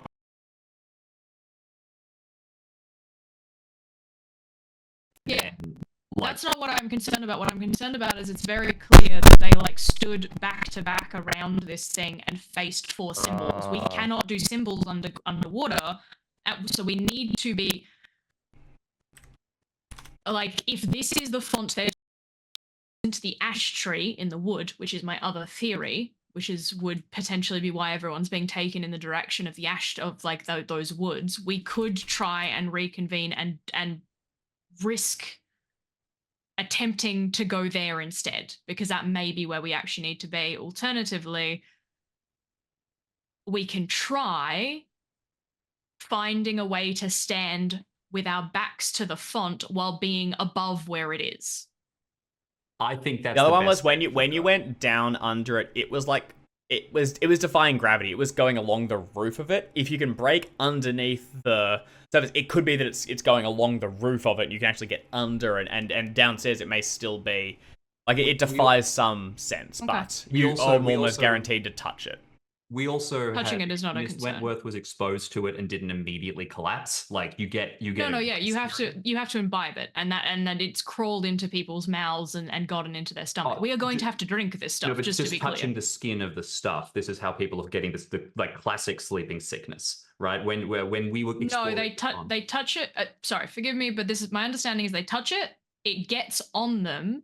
It then worms its way up their skin and into their mouth or inside them somehow, and then ends up in their stomach, and then they become ill. Then they fall asleep. Well, you believe that wash their hands. There is also a level of touch does make you unwell too. Like it just touching does have negative effects, but yes, it is then making its way towards the mouth and going in. So I guess we can weather that is the point. We just go straight into the center and we just do it and we deal with the consequences. Let's get in there. I mean, the big one is going to be if it does in fact defy gravity and there is a space underneath for us to do everything. If there isn't, this becomes impossible. Let's get in there and based on what we saw, it was that, and I think even if we just need to. Do you want to preemptively make the sacrifice? Because you're not getting the horse down there. Sorry, very, very clearly, we need to kill the thing already before we even begin. Okay. Because we need to have some kind of blood in something. Yep, horse. Let's do it. I'm gonna kill the horse, and then I want to at what order they drew? Oh. They drew the symbol. They faced the symbol. Sorry, I need to pull up the document, which I would have in my book. But I just want to you would have put a lot of thought into it because you'd been studying it for a while. Yeah, sorry, I just want to if this will. Yeah, so it's drawing a particular symbol on a marker stone with the blood of a sacrifice. 4 symbols, 4 stones, 1 for each principal venti. They then stood back to back around the font or pool that lies at the head, lies the temple's heart. Their faces turned to the 4 winds. Once in position, they then drew it on their forehead with more blood, stared sightlessly, and drank the ichor. Great, cool. So, but sacrifice stones downstairs, face, head, drink. Well, sacrifice downstairs because we have to put them on the stones down, underneath. I assume. All right. This is on a marker stone. You could try it on something else if you wanted to, but we'll see if we can find the stone underneath. Because again, if we go underneath the surface of this and there's no pocket, abort. We just try something else. Miss Wentworth, quite fortuitously for us, chose preparation as her symbol. She has prepared us for this undertaking. Mr. Potterton, I would like you to take the northmost spot, the 3 lines, as representative of overcoming obstacles, of which you have done many times. Okay. Molly, I would like you to take the position south, which I think that one is the 4 lines. Sorry, I've got that one mixed up. 4 lines, I think, is east. Is that right? On the map. Yeah. Now, there's one thing. I shot one of them while I was down there. It's probably going to come back to bite us. Had a little bit of a moment. Shot one of the stones. Right There's now. a little bit of gun. But good to know. Molly, I would like you to take East, representative of transformation, of which you have done for us, and otherworldly contact. Your transformation between Molly and Jane seems apt, and I will take the southern position, transition between worlds. As someone who is connected to God, it seems only Fine. appropriate that I take that position. 4 people, 4 positions. You know your symbols. When we get down there, find your position, paint your symbol on hopefully one of the pillars, face it, draw the symbol on your own head, and then we drink the ichor. Bottoms up. That is the plan. With that preparation done, and specifically because I thought about what we should all stand for because of who we are as people. Delightful. And as soon as it was like, oh, Emma did preparation, perfect. I love this. This could not be better. Yeah. No, that kicks ass. Yeah. With that in mind, we'll see if we can get underneath this to where we need to go. Sounds good. Will not dwell on the sacrifice, but it can be made Thank of you. the horse, and then with the blood collected, you can make your way down into the thing. Molly ties the door behind you, and with your symbols each memorized, the first of you will step your foot into the ichor. It immediately begins to react to the boots and try to sort of crawl up edges, defying gravity and creeping its way. But since you need to plunge underneath anyway, it's much of a muchness. Who wants to go first and try and find the way down? I've been there once before. I guess I'll go first. Okay. All right, Mr. Potterton, you touch down onto the ground as Molly's tying it and the Reverend holding onto the ladder. You wade your way through. It's not particularly high up. The ichor only sort of like, an inch or two above the ground, and where it hits the walls, it begins to creep its way higher. You push your way through to the point where you could see it flooding forth, and then basically, casting caution somewhat to the wind, push your hand through it, and will find that there is a sheen where it hits runs up, and then as you push through it, though, there is air on the other side. There's a pocket of less resistance. It is running along the roof of the thing. You'll just need to hold your breath, go under, and then head through. There's no way to avoid this touching you, so there's no dexterity roll needed. It's just gonna hit you. You go for it. Yeah. Dunk your full head under it, and begin to crawl your way through. This tight tunnel squeezing. I will need a Constitution roll as you come into contact with this, but it's mostly just for feeling grossly unwell, as it's not going to get into your mouth because you plug and keep it all pretty tight. Constitution roll is a fail. I'm not feeling great. Okay, but that's tracks. That's tracks. You can feel it beginning to try and basically pull you. You feel like cold inside, empty, and like a deep growling hunger that begins to grow. You will make your way through and into this central font. Reverend and Molly, you can follow after. If you could each give me Constitution rolls of your own. It's going to not be good. Constitution is terrible. Oh, good lord. Oh, nicely done. Okay. Oh, you two. Well done. Really well done. Yeah. You both follow through, and soon the three of you are in this like tiny black space. A hooded or a candle at least can have been like hidden inside a jacket and then lit once you're inside. So you've got some small pool of light, and you can see that the font in the center has been badly broken, chipped away. The ichor that was previously just like dribbling out the side is now bubbling upwards, hitting the edges and then rolling out to hit the ground and then up the tunnel and away. With the blood of the sacrifice to hand, you can each assume your positions and prepare to cast the ritual. We'll do so. And that's what we'll do. We will make sure. I will go over and still draw the symbol of for ash. Preparation for Hawthorn, where Emma would have stood. And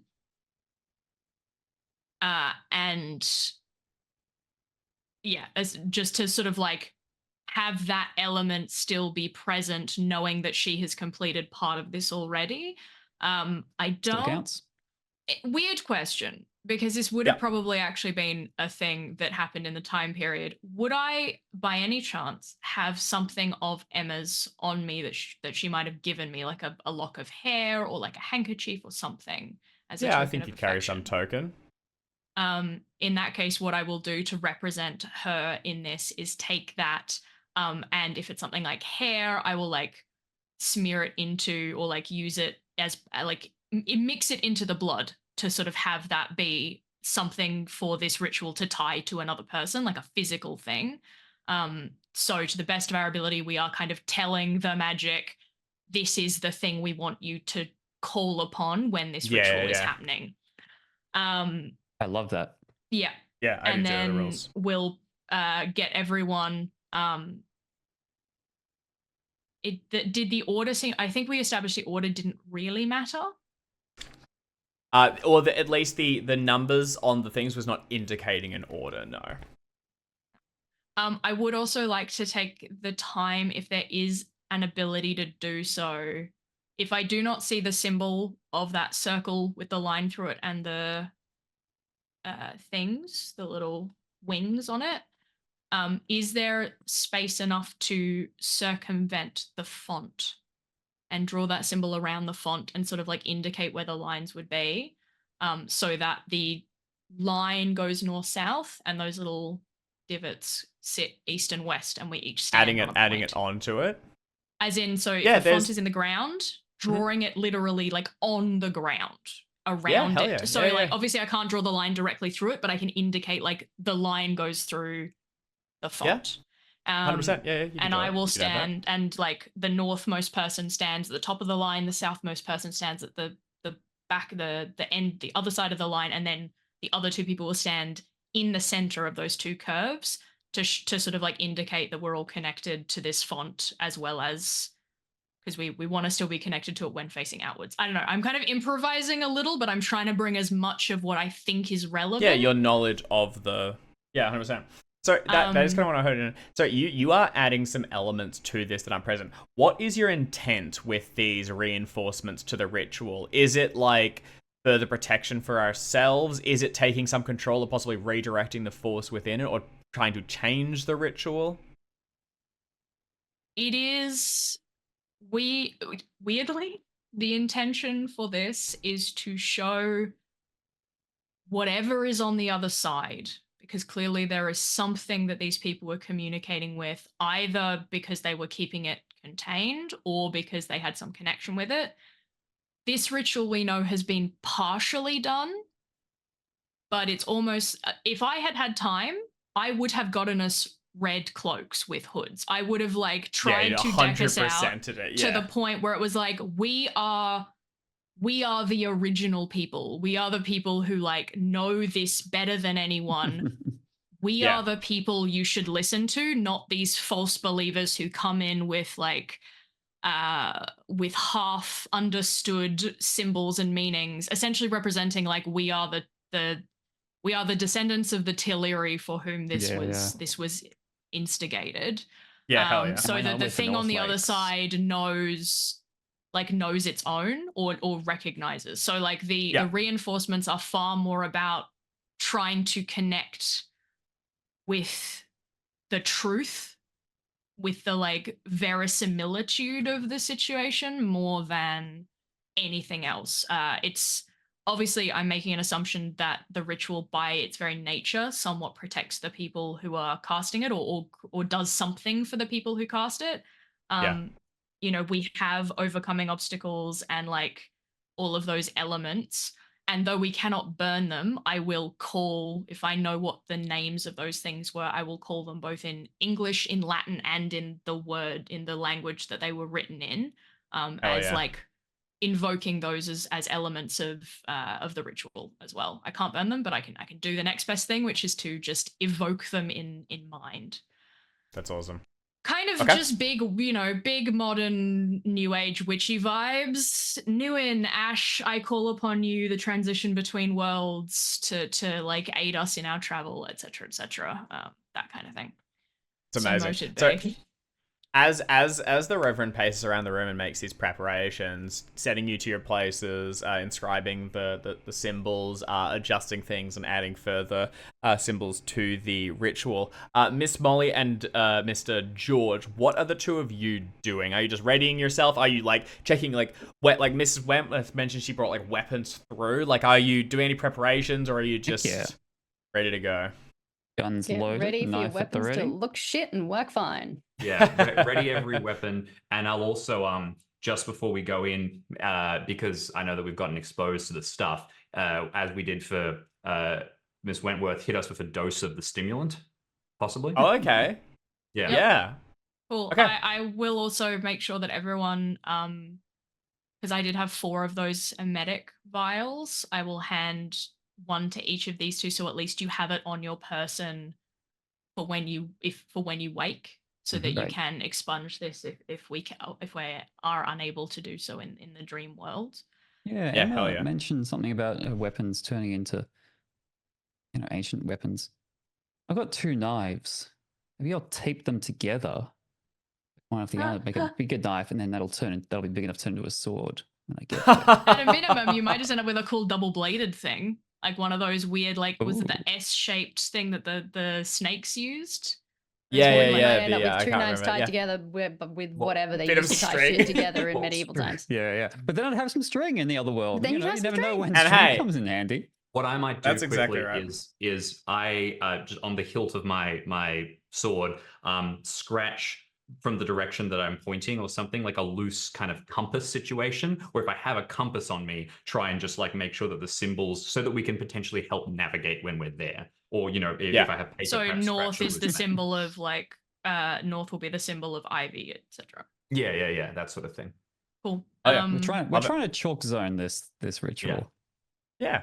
Okay. All Do right. I remember Fantastic. chalk Yeah. zone, or did that not land? I do not. I actually That's just fine. agreed and didn't understand what you meant. Yeah, That's I have fine. no idea. I thought you meant What like is it a reference? in a murder doing a big. It doesn't matter. Oh, it was a Yes. fantastic Nickelodeon cartoon from our childhood. Kid who could draw a portal to a chalk land, and then he still had the chalk, and he could draw anything in the chalk and make it come real. That's what we're doing. We're just like Dream So- world making investigator. things real by drawing a picture of them first. So we each draw our symbol, and as we do, I'll like evoke each of the elements, and then before like we'll draw the own symbol, we'll evoke the elements. Before we imbibe, I will also say like to invoke Emma as well in this, to like give again the ritual something to connect to if it can, and then just sort of like at the end of all of the pomp and circumstance, sort of say to the other two, because we are none of us are facing each other, just go down the hatch, I suppose. What's And one by one. good strangest communion I've ever been a part of. Salute. And all 3 of you drink. And with that, can I ask each of you to please make a power roll? Is there any chance that this is a combined roll because we are all part of the same ritual?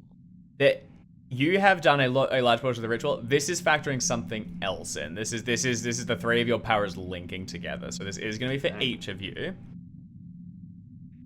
Oh That's okay. wow, we did it. Miss I'm- Rollins.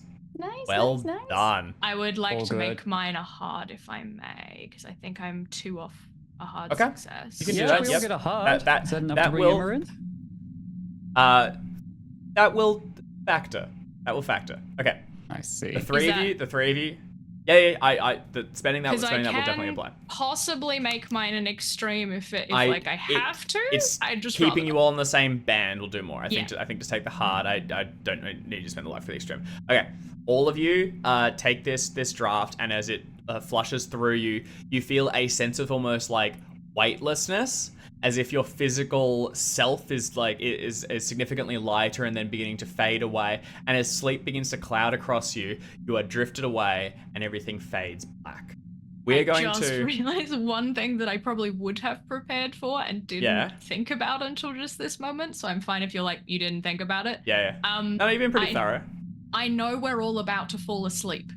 So like making sure that everyone had taken like their cloak or whatever and bundled it up behind them so that when they fall, which we will, it will give us something to fall on so we don't like crack our head on the stone. Yeah, so it just slams into the font. Luck roll for Mr. Potterton to see where he lands. Bang! I can't succeed. I die. Alternatively, like in preparation, once that feeling comes to us, like sort of flagging to everyone, you will need to like bring yourself to ground if you can. But whatever the preparation was, to just make sure that when our spiritual selves leave, the physical ones don't end up with a concussion or worse. Okay. Oh, yeah. All of you fade to blackness as this sense of weightlessness comes, and we return to Miss Wentworth. Your flight through the stormy skies is agony as this thing continues to tickle you, driving you mad and preventing you from being able to think. At points you go to get another weapon, but it's relentless in this attempt, and you're basically effectively held immobile by it, unable to act.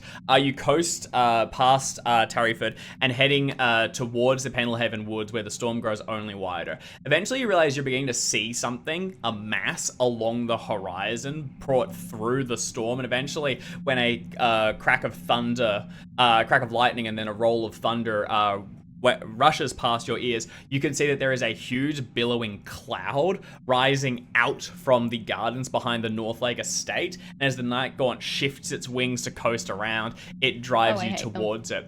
Yet more of these things are moving around before you, and the one in front you're just able to make out through these like peals of agonizing laughter coasts down with something in its grip, and then as it gets towards this large font, it releases it, and the person tumbles down to the ground below where they slam down into the garden. No. And this thing wheels around and prepares to do the same to you.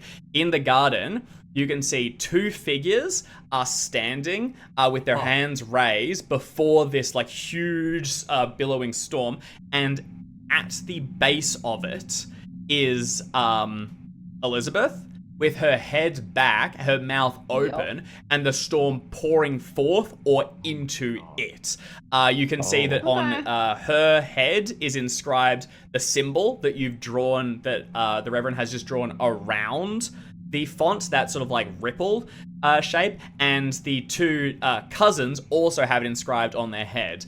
A lamb slaughtered lies nearby, and it's its blood that they use to mark the symbols. There is a brief moment as you wheel around where the thing goes to release you, and the tickling stops for just a second. It's about to drop you down. End of its tail. I would love to grab the end of its tail. If Okay, or the thing that it's holding, I want to grab back. I don't want it to like. Hell yeah. Okay. As it goes to release you, can you give me I think it's a fighting brawl test to see if you can do it. It's trying to.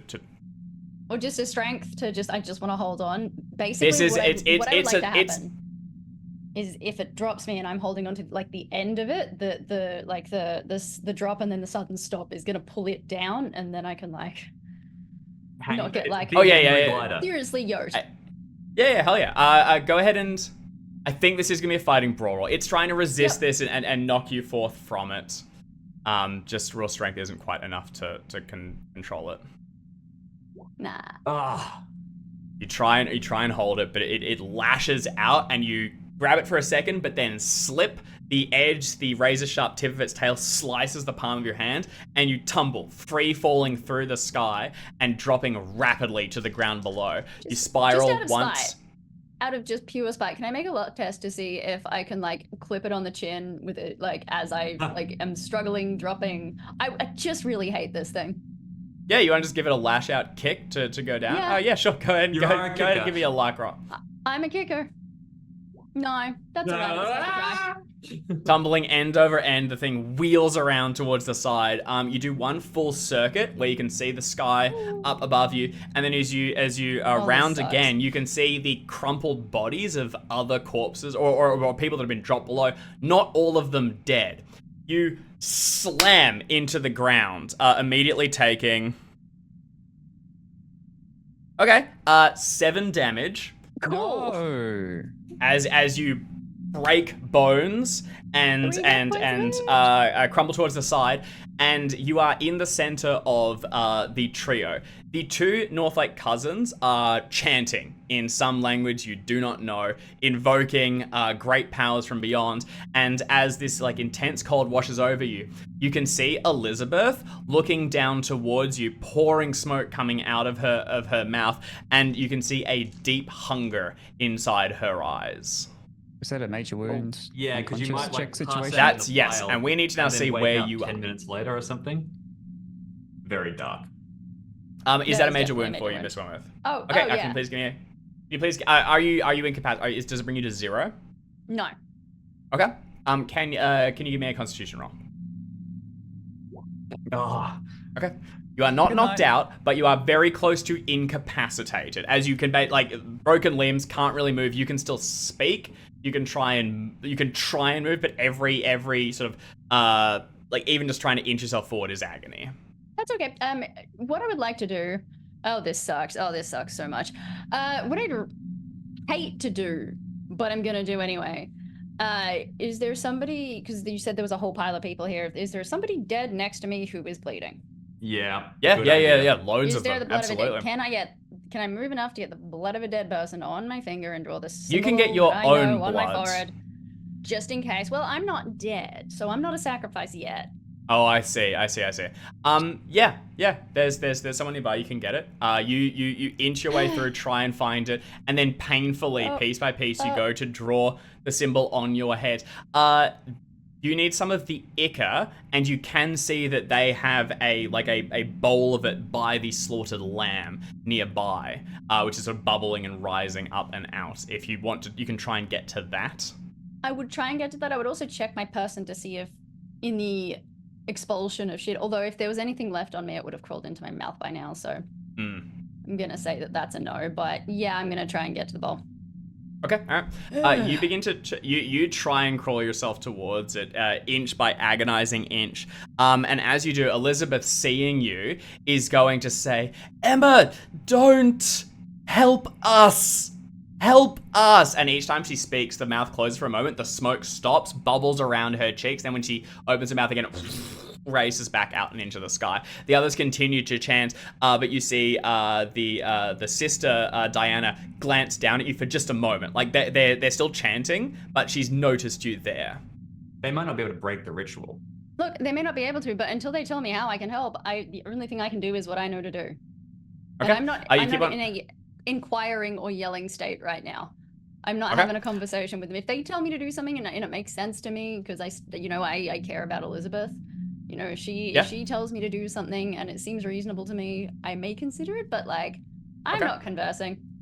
She calls out I don't know how towards to you. help them. Help us! It needs to be contained. It needs a vessel. It needs something to hold it. It's escaping. Help us!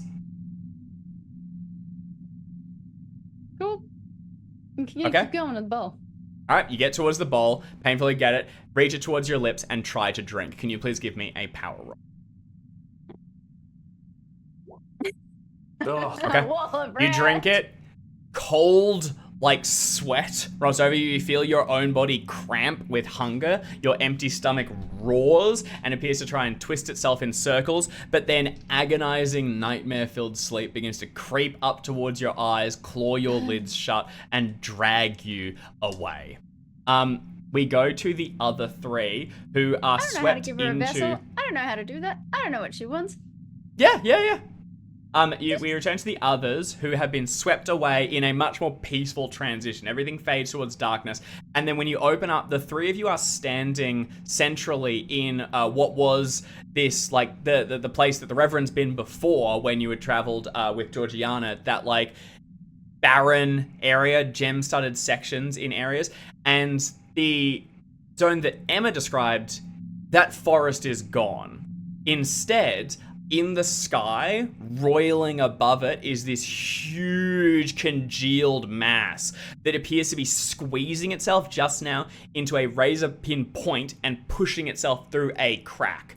You can feel yourselves being pulled towards as well, as though you're floating in this space as you are tugged towards the gap in the distance. You also feel an intense hunger inside you, like a desperate need to consume.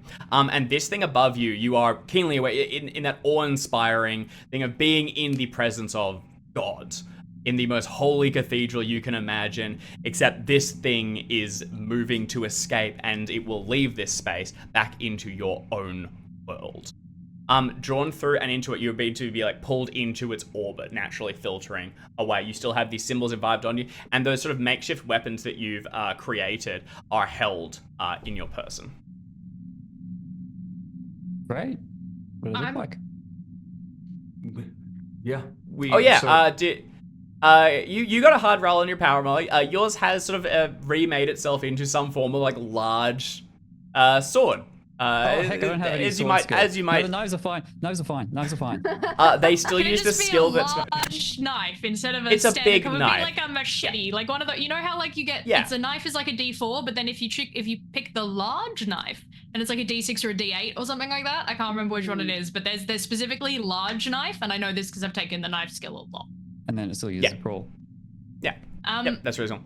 You are being pulled into this thing's orbit, and you feel, with your successes in particular, your husband, whatever it is not aware of you presently. It's up to you to make yourself known to this magnificent and terrifying creature. Emma found a central point. Sorry, Miss Wentworth found a central point. I think we need to. We head towards the ash tree. I think it was. We head towards.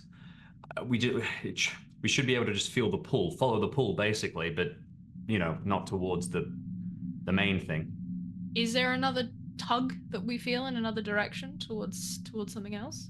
It is. You can feel something invoking and pulling this all through this passage and trying to draw it out into it. That is what appears to be the drive to connect you and take you away.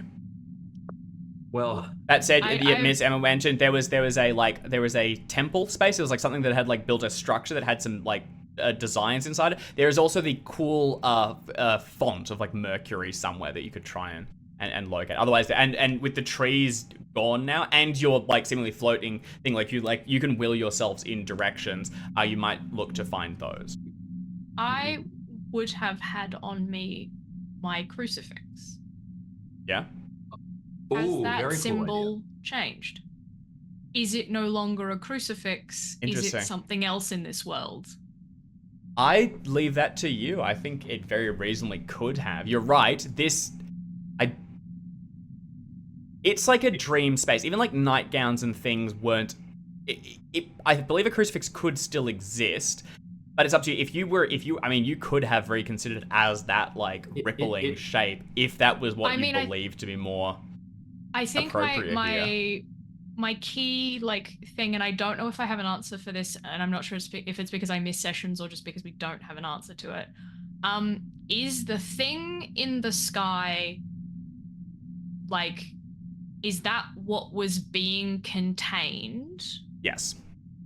But is that also the god, or is like that a demon that needs to be exorcised? As you're here in this space, you are under the impression that this whole Earth, basically this planet that you tread upon a year ago with Georgiana and all the others, was built as a prison to hold this creature, this god. Years and years ago. In Georgiana's attempted spell, a small break happened within it, and it began to leak out and call to things or damage things in the world beyond. It has since erupted forth from it, freed itself from the prison, and is now squeezing through a gap into your reality. This is both the imprisoned being and the god, as it has tempted people in the past with power, beseeching them, and actually tried to reach out to Miss Wentworth as well while she was in this space. So you know that it has some means to communicate and plead, but it is currently unaware of the three of you, as you have crept into this area with a successful ritual and power rolls. So you can make yourselves known to it and attempt to speak with it in some form, or you can try and skirt around it. I think with that knowledge, my crucifix is probably a combination of all of the symbols we found. Like it's sort of become one of those like what is it, the hermetic thing for Hermes, where it's like a staff with snakes around. So it's like all of the symbols. Thank you, the Caduceus. It's all of the symbols we found with like that circular thing that we've sort of like I've come to understand means the god. Like not painfully confined, but like trapped or like encircled by these protective elements. That essentially I am using like a crucifix to both represent the thing, but also to drive the thing to like rest. Like it is like it's not quite a full I banish thee demon, but it is a representation of what I wish to achieve here. And I think that's sort of what a crucifix is, or like any religious symbol is. It is a representation of someone's will and faith and drive to achieve something to do with their like faith. So that's what this is. This successful ritual casting is to take you in here to commune with this thing, to communicate it on a, if not as equals, as disciples in a basic peaceful way. You haven't stumbled into this space as so many others have that drank the liquor, or Miss Wentworth who improvise aspects of the ritual. You have done it more or less correctly. You are here in a way that it may recognize as disciples, things to treat with. It's up to you how you want to treat with it. We should go to its temple. We should go there, and then we need to be ready to try and calm it, or to maybe offer ourselves in oblation, whatever. Just find out what it wants, what it's going to take to leave us alone. I mean, it's not the first time I spoke to God, although it might be the first time one speaks back. So we head to the temple. And we attempt to... Because if this thing is as big and as sort of like omnipotent as a god would be, we could get its attention from anywhere. It is focused at the moment, which I suspect is why we're not being noticed. But if we go to its temple and say, "We are here, O Great One, to commune with you," I suspect it might hear us. If we could bring some of the water with us on the way, that might give us one extra bargaining chip. I don't know, but we should go at any rate. I mean, I don't know if it's a bargaining chip so much as a way we're allowed to leave if it decides that we're allowed to leave. So either way, I think we go and we find out. It's hungry for something, and I think we need to convince it one way or another that going out there is not going to help it. It is going to make things worse.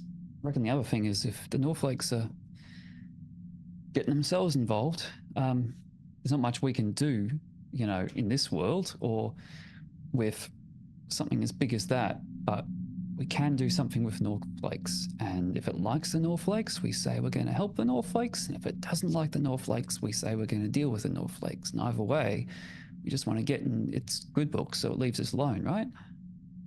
I assume we've set off at this point. We're heading in the loose direction we think. I agree with you, Molly. I think that one line might be, I don't think they know what the Northlakes are. The Northlakes haven't been able to enter and commune as far as we are aware. But they're trying. I think we find out what it is it wants, and we try and convince it that the current situation it's in is better than the one it's being called to, because we do know that the Northlakes are trying to use it for their own ends, and while that might not end well for them, it might get out and get to do whatever it wants. I don't suspect it's going to enjoy the idea that it's only being called forth to be used as a tool, whereas if we can show it that we have no interest in using it in any way and seek only to serve as one should a god, perhaps it will be more inclined to listen to us and treat in a way that means that it is not forced to act in ways it would prefer not. I agree, and they are also, the Northlakes, we know from their family history what you discovered in at the Northlake estate. They're French originally, Norlak, or whatever it was. To them, to this god thing, they may as well be Romans, right? And the last true worshippers it had were killed by the Romans. It's potentially an angle. All we can do is find its temple, try and find out as much as we can about this thing, and then treat with it as the Teleri once did, and hope that we can find a way to exist with it rather than against it. We convince it that the North Lakes are the ancestors of what killed its We can previous try. I reckon if it's that big, it's just gonna see everyone as pink blobs. Not if think we it's have these gonna symbols. care. That's what I think changes things, but I will Yeah, right. see when we get there. Okay. I do think it's also a case of we can take an angle, but God is unfathomable. We don't know what it wants. We can't know what it wants. You're right. And it might want something totally alien to what we believe it should want. We can only go in with the best of intentions and hope that there is a path forward that doesn't involve the destruction of everything and everyone. I'm not quite ready for revelations just yet. The three of you saw... Oh, sorry, Jackson? No, it was just tagged. Don't worry about it. I'm gonna say like let's fathom it, but it needed to work. So wait, it's okay. Hold on to that. Cut that out. Here we go. Edit it out. All right, cut that. Actually, I do have We one. won't. There would be actually something that the Reverend would have kind of immediately thought of, unless going through this dream state wipes things from. Are we still kind of in with all of the context that we left with, or is this sort of like a weird dream state? You guys have done it completely successfully. You feel very much in control of yourself. You feel quite you can dimensionally move. You have a weak ability to kind of manifest and create things that you are imagining. You are in quite a lot of control here. Nice. Two things Lucky then you. with that. One is the first one is, can I feel anything that makes me think that Emma was successfully part of this? No. Okay. You can't feel anything that confirms it, but you don't feel anything that dissuades it either. Just wondering whether that, because through the ritual, was there kind of any tether that existed to confirm? That's fine. No, but you're pretty confident. What you do feel is you have done it successfully. So either your workshop, your other stand-ins, did work. The other thing then, and this is absolutely something that I would not tell anyone about, and it is purely a little bit of that Cthulhu mythos tickling the back of my brain. You know how once a year or so ago, I kind of looked at the world a little askew and found a little crack? Mm-hmm. I think I go and I just kind of see if I can look at this place a little askew, see if I can find any cracks. So you won't see any here, but there is a crack in this space. It is sliding through it and back into our world. It was through that you remember seeing others. Could be that there's another direction you could send it or persuade it to go in, or if it was called into another one, perhaps it would redirect its attention there. But you would need to go up and right under it and through it yourself. Perhaps finding another path. Okay. I am curious about the conversations I've had about other paths to other worlds, and in that moment, the Reverend, the good Christian Reverend, kind of disappears, and the slightly unhinged Cthulhu occult person goes, but 11. Dimensions though. Yeah. Just as some flavor and also something to think about. Oh yeah. Okay. The three of you coast through space to this sort of improvised temple that was found long ago. It appears to have been built by people that were condemned into this area, and it shows painted on the walls the depictions of this great and powerful thing being locked into the earth beneath it, and then of the steps it's taken as it releases itself up, plunging through the ground and then escaping out and into another world beyond. Going through it, you can almost see the stages that you've seen this world in, where it was a barren scape where the forests reach the skies all around it, and then finally the one that you exist in now, where it is broken open and this thing is beginning to creep its way back through space. Peering up, you can see it continuing to reach its way through, but if you get its attention, it will easily notice you. Does this mural give us any indication, other than it eerily showing us what has happened before from whoever knows how long ago? Yeah. Maybe in this weird dreamscape, this is a mural of what is happening now. Maybe it happened before. Is there any indication of what the reverse is? How we There, like what has been done there are- to. The reverse, no, not how it was originally locked up, but it does show it being called through. It is being called through into the space beyond. It is not just pushing itself through there. It needs to be beckoned. Oh, okay. Good.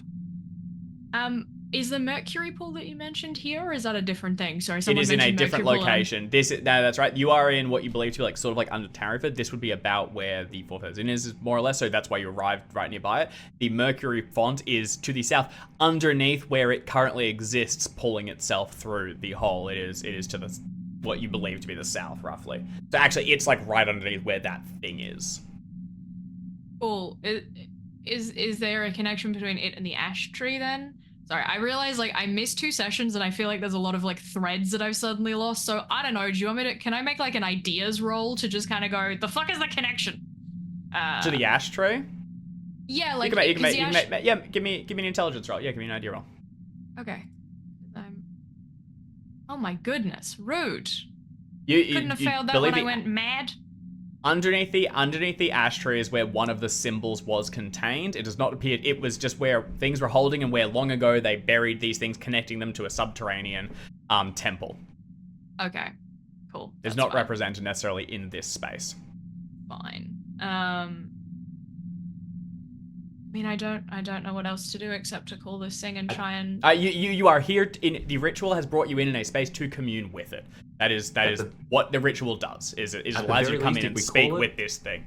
We're pulling it away from the spot where it's trying to get out. So Yep. let's. In that case, I'm gonna do my best. Excuse me, God. It is I.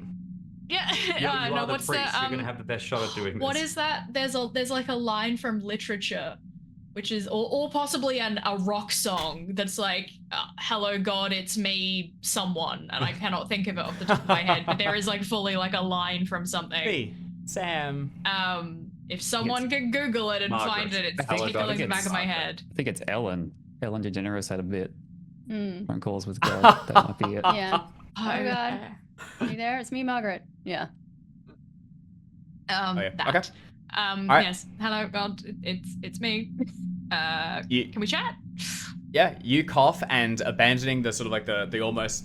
It's in the Shrek musical. It's apparently it's the Shrek musical. Of course it is. There's also a 1970s book called "Hello God, It's Me, Margaret," Yes. which I think Based Yeah, I on think the it's that was one that that and that was you- based Hello on the God, It's Shrek Me, musical. there was so Okay. much. It's an old book that's been riffed on a lot, but I'm gonna take the Shrek musical as canon from Yep. here. I think Shrek that's musical, the that's the way. and like in the biblical canon sense. All right. Yes. You open out your presence and allow yourself to be detected. The entirety of this thing sort of seethes in the ground. Although it has no eyes, you can feel it turn to perceive you. A huge and gnawing hunger opens up inside you, and the 3 of your minds, linked as one, are suddenly opened in direct communion with this creature. It turns and perceives you. You can feel its entirety, the entirety of its consciousness focused in on you for now, and no longer is there that pull through the space. As it does, I need all of you to make sanity rolls, first of all, and I'm going to need a second power roll to immediately follow it up as it attempts to bend you towards its first bidding and display of holy shit. Okay, we're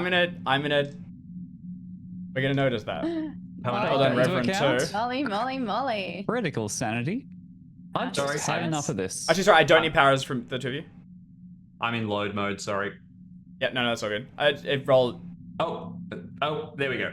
Okay, sorry. Actually, I only need the power from Mr. Potterton. Molly, you're okay, and Reverend, you're alright as well. The extreme success. Okay, holy shit. You do roll it's going to be a D20 for seeing and directly communicating, and it's gonna be a D6 for the Reverend. Molly, you're going to be okay on the critical. We're not going to have any come across to you. Better than okay, Like- actually. Feel great. Let's be honest. I'm finally like talking to the manager. I'm not even in a bout. Holy I don't know shit. how that happened on a D20 loss. Oh my good god. Reverend, are you still all right? You One are. point. Oh point. my. Okay. Holy shit. As this What thing was that, turns towards you, 4? You 7, 6, 5. Yeah, I can do math. As you- Yeah, no, I'm still. My indefinite with my current total is 10, and I am on 9. Nice. Okay. As you catch this thing's attention and it turns towards you, you feel its ravenous hunger fill you. It being imprisoned for centuries, aeons, locked behind with nothing to eat. Only the smaller scraps of things that slipped into this space that it could consume, and it is desperate for more. Its command, basically, as soon as it comes into your mind, is to consume, and especially yourself as a Potiton on the failure, feel a desire to start to eat your own fingers as you raise them up towards your mouth. The need to have flesh, to have meat, but you're able to fight that and draw it back. And as this thing washes over you, you can feel a voice or something that manifests as a voice inside its mind that bellows, "Free me!" Lands towards the Reverend. The Reverend has always seek to understand people and meet them where they are at. So I think the Reverend, if it is more of a communication with feelings than words, if we're treating it a bit more like that, there is a push of,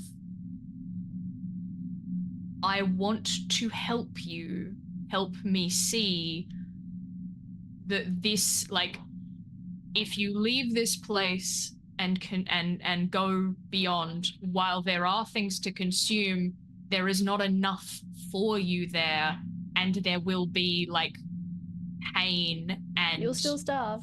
Yeah. If you leave here and destroy us, then we cannot ensure that you continue to be fed. If you stay here and let us serve you, we will ensure you are fed. But like, there is a level of like, I wish to understand, this cannot be as you say. Can we come to some kind of agreement? Oh, yeah. As you say, like, if you leave here, you can get a perception of its consciousness that has begun to stretch from this world and into the next. And for a moment, you can see Elizabeth, who is acting as host for this thing, pouring out into it, desperate for hunger as she reaches out towards one of the bodies on the ground and rips whole chunks of its meat with incredible strength and drives it to her mouth to plug the billowing smoke for a moment, bite down, and then move to swallow. It bellows in your mind once more to be freed, and it says that it gives you the impression of allowing it to release. It will give you power. It will give you strength, intel. It will give you whatever you need as its host if you will take it into yourself and allow it to consume. It wants the teeth to tear through skin. It wants to taste it with the tongue, and it wants to swallow and feel its belly full. It's looking for a host. You are, all three of you are connected in this space. I am wondering whether part of this ritual is to allow these people to come into here, to give it a host for a time, to allow it to feel that satiation, and then let it, as anyone does when they're very heckin' full, fall asleep, rest for a while, and then come back again and do the same periodically to kind of, because in its current form it can never be satisfied. But if it, in a human, in another form that can be satisfied, it perhaps can reach, there is like it can reach that level of like, I actually am sat, even though it is not a permanent thing, I can feel that. I don't know. I like the Again, odds of telling an elder god, all right, 5 minutes in the host, and then you pop back in. No, but it's more like, does this ritual specifically like allow for that kind of like, because we're not technically here, our bodies are elsewhere, so it is not actually, it's not going to be able to stay in us if we leave. So no matter what, it does need to release us at some point, at least in this state. You also, as you're drawn into Elizabeth's body for a moment, you can see the Northlake cousins chanting, the symbols drawn, and that's what's pulling it out into the other world to possess Elizabeth, and to be drawn into so that she can gain its power, but also feed this incredible creature. But again, like, if I'm going to work on the theory that even if it goes fully into a physical host that isn't a dream one, it again can never be satisfied. It will just like consume until it will eat the body until pops. it self dies. Yeah. Yeah, And until then it kills where it whatever, goes and then from it will. So like, I think Although I'm going to. Elizabeth would not remain Elizabeth for long at all. She No. would distort, distend, her stomach grow and swell, capable of consuming anything in its spell. Like the host is what it is, and with the host, it will bend the host to fit the need of the creature. This thing it's capable of reasoning, it's capable of offering things, but it has one desire, which is to consume and to fill its void. Whatever you can send it towards, if you can offer a more appealing thing than Elizabeth's host and the satisfaction of eating everything in Tarryford and then moving on to the next, growing larger and larger and rolling through that space.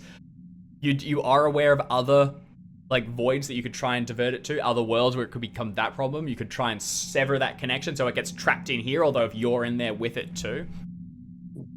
I think I'm still at the moment trying to find a compromise with it where it is sort of like, yes, I understand that you want to leave, but if you leave and go somewhere entirely physical, you will eventually run out of things to eat and there will be nothing and you will be trapped on a planet with nothing on it and you will starve for eternity on a dead rock in space. Well, in that mind, it is currently starving for eternity on a dead rock in space. It'd like to go through and have a bit of an eat for a while. That's still a win. If you can, but can you offer it something where it can consume? As like that's just saying, because currently you're saying you go through there, you eat everything, and it'll turn out there's nothing there and you're trapped there. It's currently trapped here and there's nothing to eat, and it's really shitty about it. Just wants to do that again. So, like, because obviously the Teleri did trap it here, but it must have had something that they did to keep it satisfied. The final lines of the ritual, it actually gets really vague. We don't even know if the Teleri trapped it here originally, if it's something older. The only thing we know is that they go in, and then we don't know what happened in there, but we see the last people come out. Perhaps they went to commune with it, or perhaps they offered a final act of oblation. So, which would have been to give themselves potentially. And this thing constructed does appear to be this would exist before the Teleri, the age of these like the murals and things. The only thing I can think of is we try to sever it, lock it into a dimension, shunt it into another one. We try and offer ourselves to it to try and say, like, no, stay here, or this is my fringe, whatever. What about a plant? What about the ash tree or something like that? Eating. You will eat everything and stuff. If we can put it into something like, I don't know, I have enough like philosophy to maybe photosynthetic. Like, yeah, it's a different kind of food. It's a different kind of consumption, but the sun will, like, you have millions of years to eat because the sun is not going out anytime soon. I mean, as far as we're concerned, the sun is eternal. Why would you want a vessel that's this weak, feeble thing? Why not go into a really cool mega tree and be tended by a witch in the depths of the forest as it should have been, because you're like old druidic stuff. And it's going to live forever. The food comes to you. You don't have to go out there. You can't. Also, you can't, like, eat till if you are burst. particularly interested in that respect of still having like nutrient sustenance, everything that dies, which will be like forevermore, feeds the soil and gives you nutrients. Like, you are the apex if you can eat what is dead. We're offering you a mouth. It also was. Yeah, it had like formed pseudo trees while it was on this space as well, and it is alien. It probably doesn't understand super the difference between human and tree. Like, it's just you making the pitch for it and saying they're tricking you on that side. They're drawing you into a weaker form. Feel already how it dies. We can give you something so much grander. Seek this out, and it will do. Okay, I love it. I need a social role to pitch this to the giant floating consumption monster. Look, I have. Am I there persuade? You're about to be. No, okay, because I've got fast talk and I've got a shitload of it. I have persuade. When you're a woman in Regency, you just got to be able to lie. Yeah. Otherwise, you're not allowed. I mean, I think the question would be, Jim, what's your persuade? My persuade is something like 40 or 50. Actually, we will bring you into this, Emma, because it's the most interesting to do so now. You manifest into this other space separate from the others, but you can find this. You come in twisted, broken, like limbs out of place, distorted as a true horror, having jammed yourself through this ritual once more, and in a state where your physical body behind you is dying, about to be consumed. You can feel that tether between dream and real. If you don't return to it, will snap and break. You're able to spirit yourself, and you can join the others. And by the time when the three of you see us, Emma is in a terrifying state. So like distended limbs, broken, snap behind, barely holding herself together. So I've got my But back. she does have her guns. I can't use them, but somebody else can take them. Yeah. I would like. That was bad. Is it possible that we've like that in because I'm assuming her mind joins the same connection, that we can sort of have communicated everything. It's all spiritual and. I just you did. You guys. I want to put as much. Again, I'm used to communicating with God. I want to try and persuade this thing that the tree is the way forward, and I will take any and all bonuses from my friends and allies as I can, and fiance. I mean, I got I think 55 acting. nice. I got 55 fast talk. Okay, that's all right then. 40 persuade for me is the highest. Unless we can argue an etiquette roll. No, I tease. Pretty respectfully. It never goes wrong. I am going to argue for my persuade is 50, but I think I would argue that it would be appropriate for me to try and persuade it with the help of others. I don't know that like. Yeah, I think that makes sense. I also think that and be like, Elizabeth is failing. She's dying. She's not, she's not strong enough for this. She's dying already. I just saw her. Yeah. Your host is about to burst, man. If you trust, genuinely, yeah.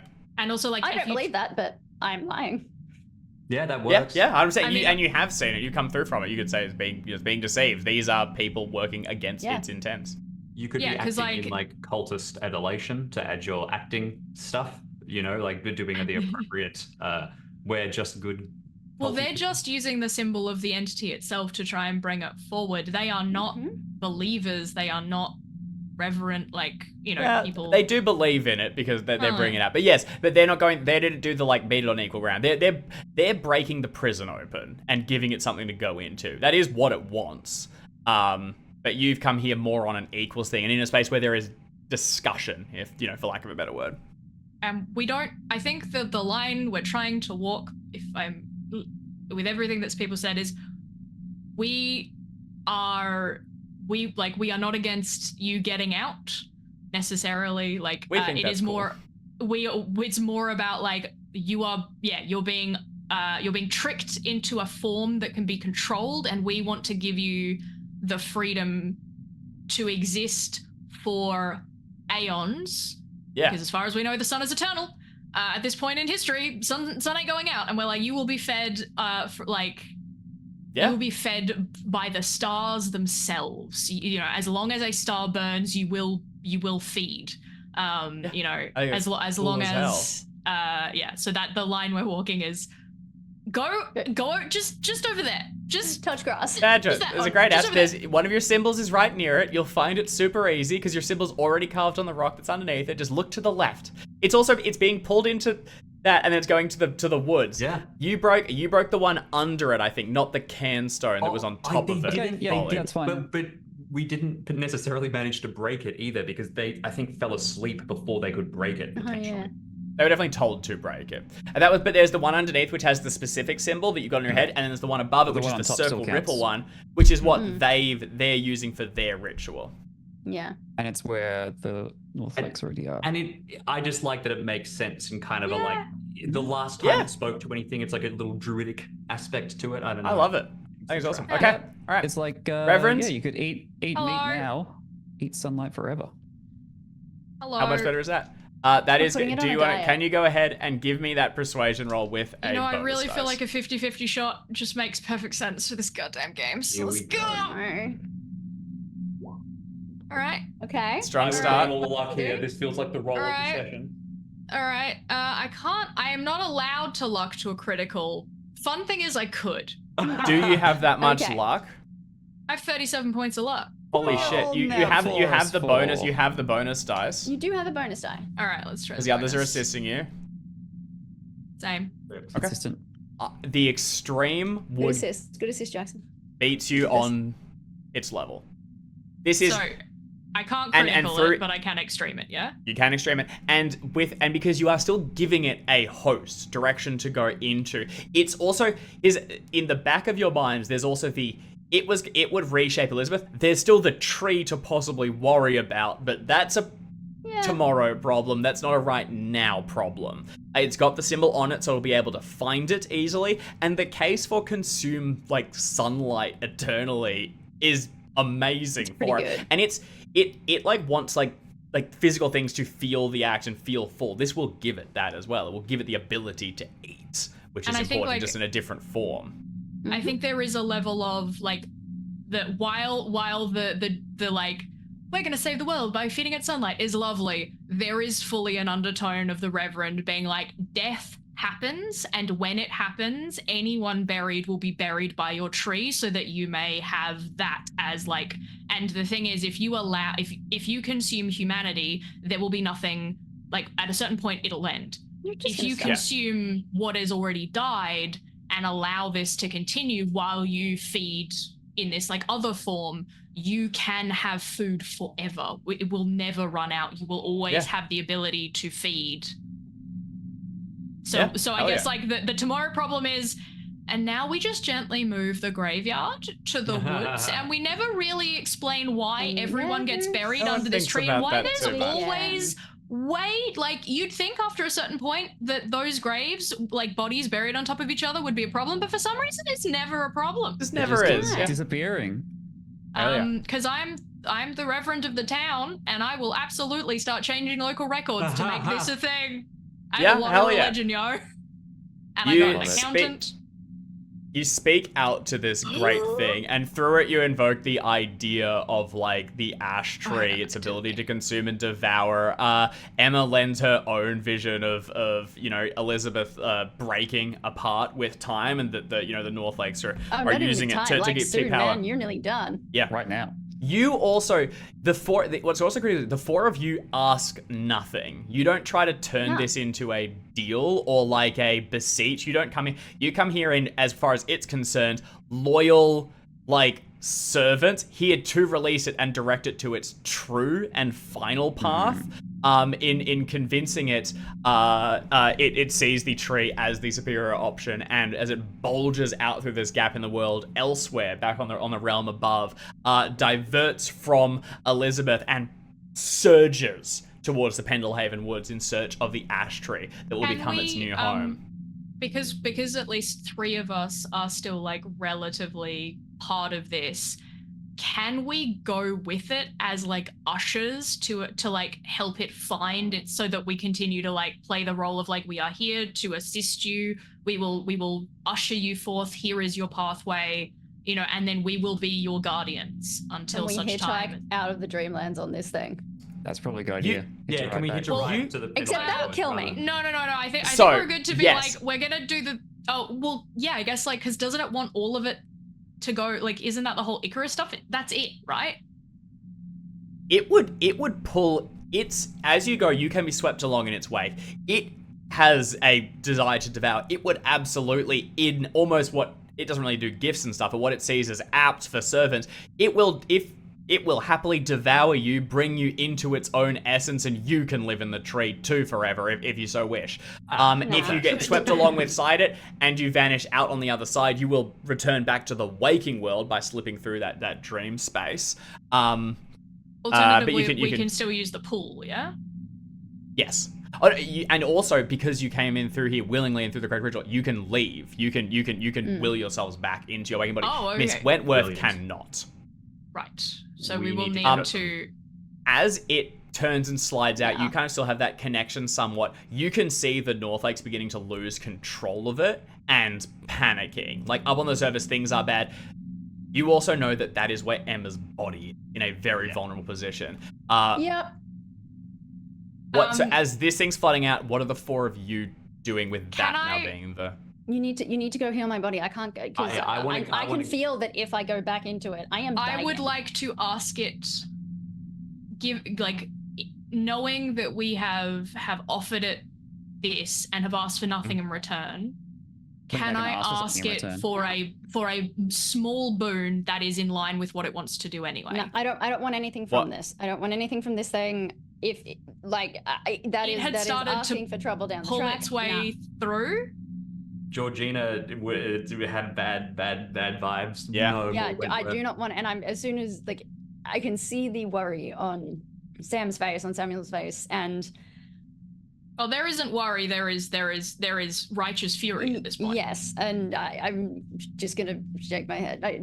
We don't want anything from this. Don't ask anything of it. Just let's not risk making anything any worse for anyone else. Let's take the practical solution. Find my body. It's at the woods. It's near the woods where the North Lakes are. Heal me if you can. Will best thing we can do is get back and rush. I think is the best strategy unless we have a. And I'm here until I can sense that that thread to my physical form strengthen. Or not. Okay, so you are going to remain in the dream space. And hope because the others I've got that save sense. Because the sense that I got, if I'm correct, is that the thread connecting me to my physical form, if I were to leave the dream world and snap back into my body, that would basically kill me. Yeah, and also it'll also snap you back into a near catatonic. Like you are close to death there. Yeah. And in drinking this, once again, you were already weakened by regurgitating the previous one. Like your body has taken toll after toll. While staying here, you can leave it to basically sleep and possibly rest, and the others can save you. Or you can go back and attempt to stir one. Is there a risk that if we leave Emma's soul here alone, that it is vulnerable to being attacked by these things, or is it more that these were being called forth by this god, and now that it is happy, they will be happy? It was controlled by the god. In which case, Reverend, you could stay here with Emma just to do stay alive while Molly and I rush to the. I think yes. I just need to be a little more stable. I will take Emma to the pool and let the others return, and I will remain here with her. For the simple reason that I kind of look at her and I'm like, I will not ask anything of this, but know that what they did to you is unforgivable, and if I could, I would rip their souls from their body and send them to hell. And I will carry you, because I feel like in this dreamland I have a lot more control of what's going on. I'm like, you are now light as a feather, and I'm going to take you to the pool. You can take them there. We'll resolve the rest with sort of overview narration as Potterton and Roland's both wake back on the surface. What is your immediate intent? Is it race to the North Lake Estate? Yes. And try to find this grab the doctor. I will have said that. Grab the doctor because we saved them, so we know that they're in the cupboard. Yeah, 100%. Back. Yeah. With Dr. Parsons. With Dr. Parsons in tow, and if you so wish, it's somebody like the constabulary or whoever you need to rally, you can race towards the North Lake Estate. There you find a grim scene. The gates are open. You can go back through to the gardens themselves. There is a pile of corpses and people close to death, many of which have already begun to be devoured somewhat, and Elizabeth is curled over, stomach distended, and you can see her mouth still slack where the smoke poured out from it, and she appears to have begun to eat one of her own fingers as she consumes from it. The two twins, the cousins, have dipped, heading either back into the house or one of the carriages is missing, heading out for realms unknown.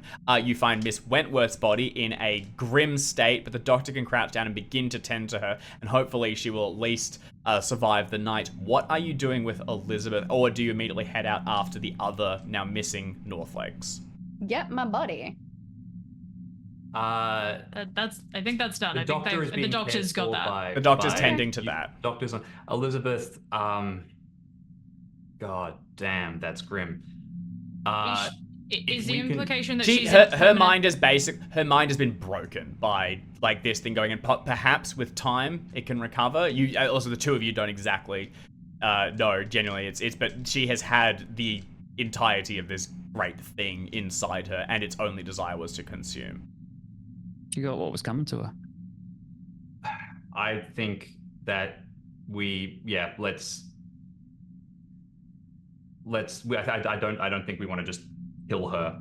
I think that's at this point maybe we just try and take over things for the minute. I don't know. Take care of her in its short term. Yeah. And ultimately, perhaps the Reverend or someone similar can tend to her. She'd be well cared for in a jail cell. Yeah. Who's to say that those rumors about a young woman leaving a band of bandits through the woods wasn't this other suspicious newcomer to town? I think it's entirely possible. Okay.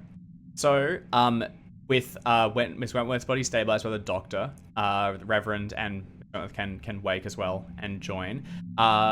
You will find that the ash tree has grown immensely already. The bodies of those sleeping underneath it are pierced by roots and consumed quickly, and it continues to swell, growing larger, and definitely, at one point, as it draws in the sun and continues to swell. What it does in time remains to be seen. The reputation hits suffered by all of you are fairly, particularly because Potterton recently been significant, but you can try and finagle this into, some sort of quell the crash and stop the spiral we said previously, if you can. Yeah. What I want to do is go around the table and have each of you deliver basically a short what happens from here for your characters. Where do they go? What do they do in the next next day, next year? How do things resolve? Does anyone want to kick us off? Sorry, was that Elizabeth who was getting it? Yep, Elizabeth. Not the new one. I was being really mean to her because I thought that was well, you didn't know her either, in fairness. Let me just back that up. I thought it was, oops, my bad. I didn't say anything. I mean, I think no, they were doing the ritual and bring it into Elizabeth. Yeah, that's pretty rude. My bad. I don't think that my reputation has actually been impacted at all. And you're not going to be tied to this. Yeah, mine's okay. So I think, if I might, what the Reverend... Do you want to kick us off? Yeah. Yeah. What the Reverend will do is, over the course of the next, immediate, will use these two people absconded and there was ruffians in the woods kind of to tie everything together and give Molly the option, should she wish, to essentially fully take on the persona of Jane Radcliffe and continue to exist in that, because barely anyone would have seen her outside of that, and if they did, they barely recognized her, and the one person who might have recognized her, I think did, the doctor, I think at this point owes us more than a debt of gratitude. Yeah, be cool, man. I would hope would understand, if persuasions need to happen, but essentially I would like to write into the ledger of, births, deaths, and marriages that a Miss Jane Radcliffe had entered into the town, and, depending on whether she and George Potterton decide that they actually do like each other, maybe that becomes, I don't know, but essentially the option is open for Molly, with the Reverend's finagling, to fully become Jane Radcliffe and live as that, as a way of escaping what she thought was the prison of her birth. I came clean to Asher about some stuff, but I think that in the wake of the chaos of half the town I think that he might be relatively short-lived in his effectiveness here. So I think maybe we can possibly finagle that out. Yeah, absolutely. I mean, in as soon as he became judge, or shortly after, there was a mass attack of people, and the other newcomers are dismissed in favor of the Northlake newcomers, who the bodies are found at their site. Also, you'll find, you when going through their library, you'll find evidence of them looking into all of this, discovering a ritual by which to free it. And whether, Asher won't believe that necessarily, but sees them as basically lunatic, Satanists turned from God, seeking unknown powers and unholy creatures. A lot of this can easily be pinned on them. Now, Asher doesn't come out of this peachy, but they are definitely the ones that come out the worst. Miss Potterton, what do you try to do in the... Well, I wasn't. Are we doing one? Because I have a more long-term stuff. Yeah, no, go for it then. Yeah, wrap her up. So in the slightly like longer term, I would go through the library of the North Lakes and find anything that was inappropriate for general public and There's a move lot. that to a either like try and move that to a more secured position. I imagine I will, to some extent, take on the caring for Miss Northlake and begin the process of trying to detangle her mind, knowing kind of where she was and what she went through. She's going to need probably almost lifelong care, but that is something that I think, between myself and my fiance, who I think probably get married. Yeah, I think it's one of those. I know we said it was for convenience, but I think it is super not anymore. It's like kind of like it's. I think at this point it's partly like genuine affection, which over time may grow into something more. May have already started doing that, but also like you look at each other and just go, "There's no one else." There's no one else after this. The other thing that you would receive probably at this point as a wedding present from me is the other book that I had commissioned, which I know that you are someone who is studious, takes notes, does drawings, is a, because you were very much into the fashion side of things, so you do have that like design and drawing side of things than the study, anything you have a very large folio around which there is like there is like the design either imprinted on the cover or on the first page is a circle of like sheaths of wheat and like mayflowers and stuff, because Georgiana means farmer and Emma means whole. So you have a whole wreath of things that are like, harvest plants, and the inscription in Latin just says for remembrance, and that is what I would give to you. And yes, I have been planning that since the second session. So as part of that, I think as like either a wedding gift to say like, I understand that there are things that we cannot forget, and nor should we, and I would like to forget and not forget with you. We have it and we put it in a drawer and it's there if we need it, but most of the time it stays in the drawer.